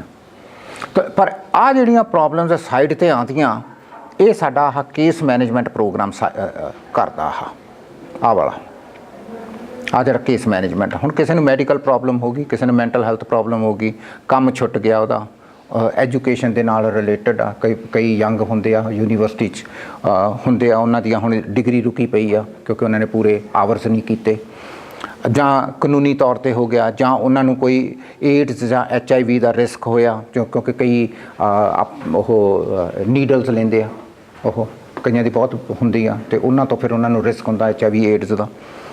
ਪਰਿਵਾਰ ਦੇ ਨਾਲ ਉਹਨਾਂ ਦਾ ਰਿਲੇਸ਼ਨਸ਼ਿਪ, ਚਾਈਲਡ ਕੇਅਰ। ਹੁਣ ਆਪਣੇ ਪਿਛਲੇ ਸਾਲ ਨਿਊਜ਼ ਆਈ ਸੀ ਕਿ ਆਪਣੀ ਇੱਕ ਪੰਜਾਬੀ ਔਰਤ, ਉਹਦੇ ਬੱਚੇ ਵੀ ਉਹਨਾਂ ਨੇ ਲੈ ਲਏ ਤੇ ਉਹ ਕੋਕੇਨ 'ਤੇ ਐਡਿਕਟਡ ਹੋ ਗਈ, ਤੇ ਉਹਨੇ ਬਹੁਤ ਸਾਰੀਆਂ ਚੋਰੀਆਂ ਕੀਤੀਆਂ, ਤੇ ਬੱਚਿਆਂ ਦੀ ਉਹਨੂੰ ਕੋਈ ਪਰਵਾਹ ਨਹੀਂ ਸੀਗੀ ਕਿਉਂਕਿ ਉਹ ਇੰਨਾ ਜ਼ਿਆਦਾ ਹਾਈ ਰਹਿੰਦੀ ਸੀ। ਤੇ ਉਹਦੀ ਫਿਰ ਨਿਊਜ਼ ਆਈ ਤੇ ਉਹ ਹੁਣ ਇਸ ਵਕਤ ਜੇਲ੍ਹ 'ਚ, ਉਹਨੂੰ 2.5 ਸਾਲ ਦੀ ਜੇਲ੍ਹ ਹੋਈ, ਤੇ ਉਹਦੇ ਬੱਚੇ ਚਿਲਡਰਨ ਏਡ ਸੁਸਾਇਟੀ ਨੇ ਲਿੱਤੇ ਆ। ਸੋ ਇਹ ਆ ਜਿਹੜਾ ਚਿਲਡਰਨ ਦਾ, ਇਹ ਉਸ ਕੈਨੇਡਾ ਦੇ ਵਿੱਚ ਜਾਂ ਪੱਛਮ ਸੱਭਿਅਤਾ ਦੇ ਵਿੱਚ ਬਹੁਤ ਪ੍ਰੋਬਲਮੈਟਿਕ ਏਰੀਆ। ਸੋ ਜੇ ਤੁਸੀਂ ਹਸਬੈਂਡ ਐਂਡ ਵਾਈਫ ਨਹੀਂ ਵੀ ਚਾਹੁੰਦੇ ਵੀ ਸਾਨੂੰ ਵੀ ਅਸੀਂ ਤਾਂ ਲੜੀ ਜਾਣਾ, ਨਾਲ ਵੀ ਰਹਿਣਾ, ਅਸੀਂ ਲੜਨਾ ਵੀ ਆ, ਪਰ ਤੁਹਾਨੂੰ ਉੱਥੋਂ ਦੀ ਜਿਹੜੀ ਸਟੇਟ ਆ ਉਹ ਰਹਿਣ ਨਹੀਂ ਦਿੰਦੀ ਕਿਉਂਕਿ ਉਹ ਕਹਿੰਦੀ ਆ ਬੱਚਿਆਂ 'ਤੇ ਅਸਰ ਪੈਂਦਾ ਲੜਾਈ ਦਾ। ਤਾਂ ਇਸ ਕਰਕੇ ਜੇ ਤੁਸੀਂ ਨਹੀਂ ਵੀ ਚਾਹੋਗੇ ਅਸੀਂ ਤੁਹਾਡੇ ਬੱਚੇ ਲੈ ਜਾਵਾਂਗੇ, ਤੁਹਾਨੂੰ ਕਰਨਾ ਪਊਗਾ। ਸੋ ਇਸ ਕਰਕੇ ਉਹ ਜੋ ਬੜਾ ਕੰਪਲੈਕਸ ਜਾਂ ਕੇਸਿਸ ਹੋ ਜਾਂਦੇ ਆ। ਹਾਊਸਿੰਗ ਐਂਡ ਟਰਾਂਸਪੋਰਟੇਸ਼ਨ, ਬਹੁਤ ਸਾਰੇ ਆਪਣੇ ਪੰਜਾਬੀ ਕਮਿਊਨਿਟੀ 'ਚ ਜਿਨ੍ਹਾਂ ਨੂੰ ਬਹੁਤ ਜ਼ਿਆਦਾ ਸ਼ਰਾਬ ਤੇ ਨਸ਼ੇ ਦੀ ਹੋ ਜਾਂਦੀ ਆ, ਉਹਨਾਂ ਨੂੰ ਘਰ ਵਾਲੇ ਉਹਨਾਂ ਨੂੰ ਘਰੋਂ ਕੱਢ ਦਿੰਦੇ ਆ, ਫਿਰ ਉਹ ਕਈ ਵਾਰੀ ਸੜਕਾਂ 'ਤੇ ਸੌਂਦੇ ਆ, ਕਈ ਵਾਰੀ ਉਹ ਕਿਤੇ ਹੋਰ ਚਲੇ ਜਾਂਦੇ ਆ, ਉਹਨਾਂ ਨੂੰ ਫਿਰ ਘਰ ਲੈ ਕੇ ਦੇਣਾ ਪੈਂਦਾ। ਉਹਨਾਂ ਨੂੰ ਸ਼ਾਰਟ ਟਰਮ ਸਟੇ ਬੈੱਡਸ ਕਹਿੰਦੇ ਆ। ਮੈਂਟਲ ਹੈਲਥ ਦੇ ਬੈੱਡਸ ਵੀ ਆ ਤੇ ਐਡਿਕਸ਼ਨ ਦੇ ਬੈੱਡਸ ਵੀ ਆ। ਫਿਰ ਫਾਈਨੈਂਸ਼ੀਅਲ ਉਹਨਾਂ ਨੂੰ ਹੈਲਪ ਮਿਲਦੀ ਆ, ਫਿਰ ਗੌਰਮੈਂਟ ਉਹਨਾਂ ਨੂੰ ਮਾਇਕ ਸਹਾਇਤਾ ਦਿੰਦੀ ਆ ਜਿਉਣ ਵਾਸਤੇ, ਮੁੜ ਕੇ ਫਿਰ ਖੜਾ ਕਰਨ ਵਾਸਤੇ। ਸੋ ਇੱਕ ਮਤਲਬ ਕਿ ਹੋਲਿਸਟਿਕ ਮਾਡਲ ਆ ਇਹ ਆਪਣਾ, ਜਿਹਨੂੰ ਕਿ ਆਪਾਂ ਵਰਤ ਕੇ ਉਸ ਬੰਦੇ ਨੂੰ ਮਲਟੀਪਲ ਐਂਗਲਸ ਤੋਂ ਉਹਦੀ ਹੈਲਪ ਕਰਕੇ ਉਹਨੂੰ ਮੁੜ ਕੇ ਖੜਾ ਕਰਦੇ ਆ। ਆਪਾਂ ਨੇ ਕਰ ਲਿਆ ਸਾਰਾ ਮੁੜ ਕੇ। ਆ ਮੈਂ ਤੁਹਾਡੇ ਨਾਲ ਦਿਖਾਉਣਾ ਸੀਗਾ, ਮੈਂ ਤੁਹਾਨੂੰ ਦਿਖਾ ਦਿੰਦਾ ਵੀ ਕਿੰਨੀਆਂ ਆਪਣੀਆਂ ਕੁੜੀਆਂ ਮਰੀਆਂ, ਉਹਨਾਂ ਦੇ ਨਾਂ। ਆਹ 1 ਜਨਵਰੀ ਨੂੰ ਕੁੜੀ ਅਮਨਦੀਪ ਢਿੱਲੋਂ ਉਹਦੇ ਸਹੁਰੇ ਨੇ ਮਾਰੀ ਸੀ, ਉਹਨਾਂ ਦਾ ਸਟੋਰ ਸੀਗਾ। ਆਹ ਸੀਗੀ ਪੂਨਮ, ਉਹਦੀ ਨਣਦ ਨੇ ਉਹਨੂੰ ਮਾਰਤਾ, ਮਾਰ ਕੇ ਸਹੁਰੇ ਦੇ ਨਾਲ ਮਿਲ ਕੇ ਬਹੁਤ ਦੂਰ ਸ਼ਹਿਰੋਂ ਬਾਹਰ ਜਾ ਕੇ ਜ਼ਮੀਨ 'ਚ ਖੱਡਾ ਖੋਦ ਕੇ ਤੇ ਉੱਥੇ ਦੱਬਿਆ ਹੈ। ਤੇ ਪੁਲਿਸ ਨੂੰ ਮੇਰਾ ਖਿਆਲ 'ਚ ਨਿਰਲੇਪ ਕਿੰਨੇ ਸਾਲ, 6 ਸਾਲ ਲੱਗੇ, ਕੋਈ ਇੰਨੇ ਕੁ ਲੱਗੇ, 4 ਤੋਂ 6 ਸਾਲ ਦੇ ਲੱਗੇ ਉਹਨਾਂ ਨੂੰ ਲੱਭਣ ਨੂੰ ਵੀ ਇਹ ਕਤਲ ਕਿਹਨੇ ਕੀਤਾ। ਤੇ ਉਹਨਾਂ ਨੇ ਬੜੀ ਵਧੀਆ ਤਰੀਕੇ ਨਾਲ ਕੈਮਰੇ ਫਿੱਟ ਕੀਤੇ ਹੋਏ ਸੀ, ਜਾਣੀ ਉਹ ਲਿਸਨਿੰਗ ਡਿਵਾਈਸਿਸ ਲਾਈਆਂ ਸੀ, ਫਿਰ ਫਾਈਨਲੀ ਦੇ ਵਰ ਏਬਲ ਟੂ ਕੈਚ। ਤੇ ਹੁਣ ਆਹ ਸੀਗੇ ਸਰਾਓ ਫੈਮਿਲੀ ਹੈਮਿਲਟਨ ਦੇ ਵਿੱਚ ਸੀਗਾ, ਹਸਬੈਂਡ ਵਾਈਫ ਦੀ ਬਣਦੀ ਨਹੀਂ ਸੀਗੀ। ਤੇ ਇੱਕ ਦਿਨ ਉਹਦੀ ਹਸਬੈਂਡ ਦੀ ਮਾਂ ਨੇ ਕਿਹਾ ਬਈ ਜੇ ਤੂੰ ਮੇਰਾ ਪੋਤਾ ਤਾਂ ਅੱਜ ਤੂੰ ਜ਼ਰੂਰ ਕੁਛ ਕਰਕੇ ਦਿਖਾ। ਉਹਨੇ ਸ਼ਰਾਬ ਪੀਤੀ, ਉਹਨੇ ਗਨ ਚੱਕੀ ਤੇ ਉਹਨੇ ਜਾ ਕੇ ਆਪਣਾ ਆਦਮੀ ਨੇ ਆਪਣੀ ਵਾਈਫ ਵੀ ਮਾਰਤੀ, ਆਪਣਾ ਸਹੁਰਾ ਸਾਹਿਬ ਵੀ ਮਾਰਤਾ ਤੇ ਸੱਸ ਵੀ ਮਾਰਤੀ। ਤੇ ਜਿਹੜੇ 2 ਬੱਚੇ ਸੀਗੇ ਉਹ ਨਾਨੀ ਨੇ ਮਰਨ ਤੋਂ ਪਹਿਲਾਂ ਜਿਹੜਾ ਬੈੱਡ ਹੁੰਦਾ ਉਹਦੇ ਥੱਲੇ ਨੂੰ ਧੱਕ ਕੇ ਉਹਨਾਂ ਨੂੰ ਕਿਹਾ ਵੀ ਬੋਲਣਾ ਨਹੀਂਗਾ, ਤੇ ਉਹ ਦੋਨੋਂ ਬਚ ਗਏ। ਤੇ ਉਹ ਹੁਣ ਸਰਾਓ ਜਿਹੜਾ ਹੈਗਾ ਉਹ ਇਸ ਵਕਤ ਹੈਮਿਲਟਨ 'ਚ, ਉਹ ਸਾਡੇ ਨਜ਼ਦੀਕ ਹੀ ਆ ਇੱਕ ਸ਼ਹਿਰ, ਉੱਥੇ ਉਹ ਜੇਲ੍ਹ 'ਚ ਆ। ਤੇ ਆਹ ਲਖਵੀਰ ਸੀਗਾ, ਇਹਦਾ ਕੇਸ ਅਸੀਂ ਹੁਣ ਹੈਂਡਲ ਕਰ ਰਹੇ ਹਾਂ। ਆਹ ਜਿਹੜੀ ਲਖਵੀਰ ਸੀਗੀ ਇਹਦਾ ਵਿਆਹ ਹੋਇਆ ਸੀ ਔਰ ਇਹਦਾ ਡਿਵੋਰਸ ਵੀ ਹੋ ਗਿਆ ਸੀ, ਲੇਕਿਨ ਫਿਰ ਵੀ ਮਾਪਿਆਂ ਨੇ ਇਕੱਠੇ ਕਰਤੇ। ਸੋ ਡਿਵੋਰਸ ਹੋਇਆ, ਪੱਕਾ ਪਤਾ ਸੀਗਾ ਵੀ ਜਿਹੜਾ ਆਦਮੀ ਆ ਡਰੱਗ ਡੀਲਰ ਆ। ਇੱਕ ਤਾਂ ਹੁੰਦਾ ਕਿ ਤੁਸੀਂ ਡਰੱਗ ਲੈਂਦੇ ਹੋ, ਇੱਕ ਹੁੰਦਾ ਤੁਸੀਂ ਡੀਲਰ ਹੋ। ਜਿਹੜੇ ਡੀਲਰ ਆ ਇਹ ਲੈਣ ਵਾਲਿਆਂ ਨਾਲੋਂ ਕਿਤੇ ਜ਼ਿਆਦਾ ਖਤਰਨਾਕ ਹੁੰਦੇ ਆ। ਉਹਨਾਂ ਨੂੰ ਪਤਾ ਸੀਗਾ ਵੀ ਉਹ ਡੀਲ ਕਰਦਾ ਡਰੱਗ 'ਚ, ਲੇਕਿਨ ਫਿਰ ਵੀ ਉਹਨਾਂ ਨੇ ਕੁੜੀ ਮੁੰਡੇ ਨੂੰ ਇਕੱਠਾ ਕੀਤਾ। ਉਹਨੇ ਮਹੀਨਾ ਪਹਿਲਾਂ ਉਹਨੇ ਆਪਣੀ ਵਾਈਫ ਨੂੰ ਕੁੱਟਿਆ, ਲਖਵੀਰ ਨੂੰ। ਉਹਨੂੰ ਕਹਿੰਦਾ ਜਾ ਕੇ ਗਨ ਖਰੀਦ। ਉਹਦੇ ਨੂੰ ਮਜਬੂਰ ਕੀਤਾ ਕਿ ਉਹਨੇ ਗਨ ਖਰੀਦੀ। ਉਹ ਗਨ ਘਰ ਸੀਗੀ, ਉਸਨੇ ਰਾਤ ਨੂੰ ਉਸੇ ਗਨ ਦੇ ਨਾਲ ਉਹਨੇ ਆਪਣੇ 2 ਬੱਚਿਆਂ ਦੇ ਸਾਹਮਣੇ, ਇੱਕ ਬੱਚਾ 8 ਸਾਲ ਦਾ, ਇੱਕ 6 ਸਾਲ ਦਾ, ਉਹਦੇ ਸਾਹਮਣੇ ਉਹਨੇ ਆਪਣੀ ਵਾਈਫ ਨੂੰ ਮਾਰਿਆ। ਆ ਤਾਂ ਤੁਹਾਨੂੰ ਪਤਾ ਹੋਣਾ, ਵੈਨਕੂਵਰ ਦੇ ਵਿੱਚ ਇੱਕ ਕੇਸ ਸੀਗਾ, ਇਹ ਇੰਡੀਆ ਦੇ ਨਾਲ ਰਿਲੇਟਡ ਆ। ਤੇ ਉਹ ਕੁੜੀ ਇੱਥੇ ਆਈ ਤੇ ਉਹ ਕਿਸੇ ਰਿਕਸ਼ੇ ਵਾਲੇ ਨਾਲ ਉਹਦਾ ਪਿਆਰ ਹੋ ਗਿਆ ਤੇ ਉਹਨਾਂ ਨੇ ਫਿਰ ਉੱਥੋਂ ਇੰਡੀਆ ਤੋਂ ਬੈਠ ਕੇ ਸਾਜ਼ਿਸ਼ਾਂ ਕੀਤੀਆਂ ਵੀ ਕਿਸ ਤਰੀਕੇ ਨਾਲ ਕੁੜੀ ਨੂੰ ਤੇ ਮੁੰਡੇ ਨੂੰ ਮਰਵਾਇਆ ਜਾਵੇ। ਤੇ ਉਹਦੇ 'ਚ ਉਹ ਕੁੜੀ ਨੂੰ ਮਾਰਨ 'ਚ ਕਾਮਯਾਬ ਹੋਵੇ, ਲੇਕਿਨ ਮੁੰਡਾ ਬਚ ਗਿਆ। ਤੇ ਉਹ ਮੇਰਾ ਖਿਆਲ 'ਚ ਕੇਸ ਹਜੇ ਚੱਲਦਾ। ਤੇ ਉੱਥੇ ਕੈਨੇਡਾ ਦੀ ਪੁਲਿਸ ਨੇ ਕਾਫੀ ਸਾਲਾਂ ਬਾਅਦ ਉਸ ਨੂੰ, ਮਾਂ ਨੂੰ ਤੇ ਮਾਮੇ ਨੂੰ, ਉਹਨਾਂ ਨੂੰ ਹੁਣ ਚਾਰਜ ਕੀਤਾ RCMP ਨੇ।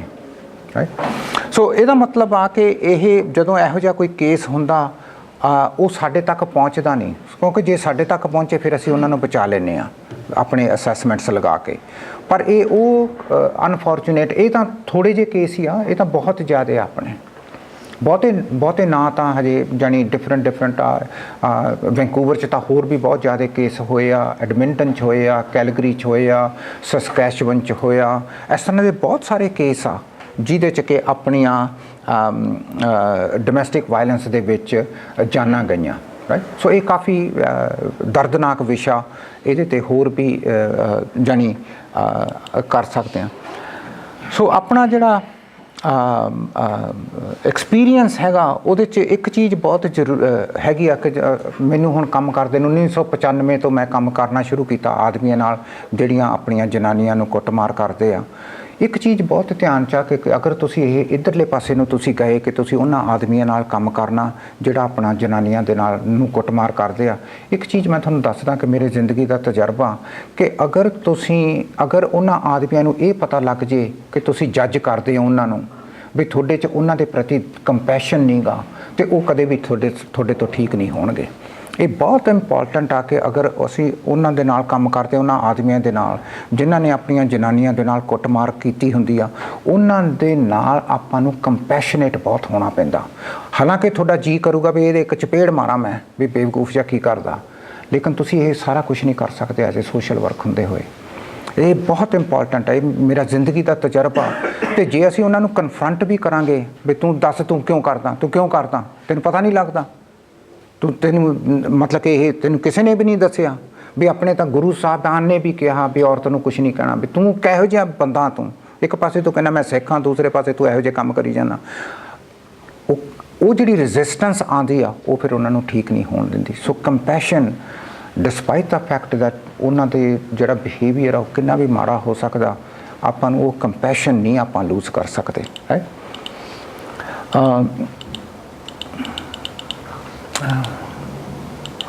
ਸੋ ਮਤਲਬ ਕਿ ਸਾਡਾ ਮਾਡਲ ਆ, ਇਹ ਹਰ ਇੱਕ ਚੀਜ਼ 'ਚ ਆ। ਮੈਂਟਲ ਹੈਲਥ 'ਚ ਆਉਂਗੇ ਤਾਂ ਵੀ ਇਹੀ ਮਾਡਲ ਆ, ਜੇ ਸਾਡੇ ਐਡਿਕਸ਼ਨ 'ਚ ਆਉਂਗੇ ਤਾਂ ਵੀ ਇਹੀ ਮਾਡਲ ਆ। ਇਹਦੇ ਇਰਦ ਗਿਰਦ ਬਹੁਤ ਸਾਰੀਆਂ ਜਾਣੀ ਚੀਜ਼ਾਂ ਕੇਸ ਮੈਨੇਜਮੈਂਟ ਨਾਲ ਹੈਂਡਲ ਹੁੰਦੀਆਂ।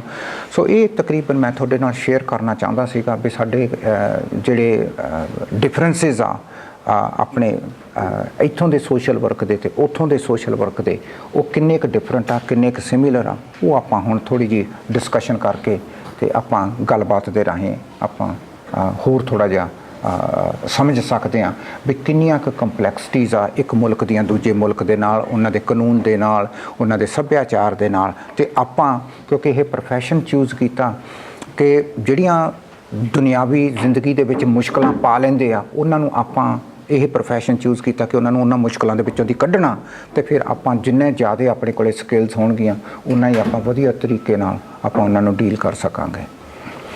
ਸੋ ਤੁਸੀਂ ਕੋਈ ਵੀ ਕੋਈ ਕੁਐਸਚਨ ਹੋਵੇ, ਤੁਹਾਡਾ ਤੁਸੀਂ ਕੋਈ ਜਾਣਕਾਰੀ ਦੇਣੀ ਹੋਵੇ, ਉਹ ਤੁਸੀਂ ਜ਼ਰੂਰ ਆਪਣੇ ਵਿਚਾਰ ਜਾਂ ਆਪਣਾ ਜਿਹੜਾ ਜਿੰਨਾ ਕੁ ਵੀ ਤੁਸੀਂ ਥਿਊਰੈਟੀਕਲ ਤੌਰ ਤੇ ਤੁਸੀਂ ਸਿੱਖਿਆ ਉਹ ਤੁਸੀਂ ਜ਼ਰੂਰ ਸ਼ੇਅਰ ਕਰੋ।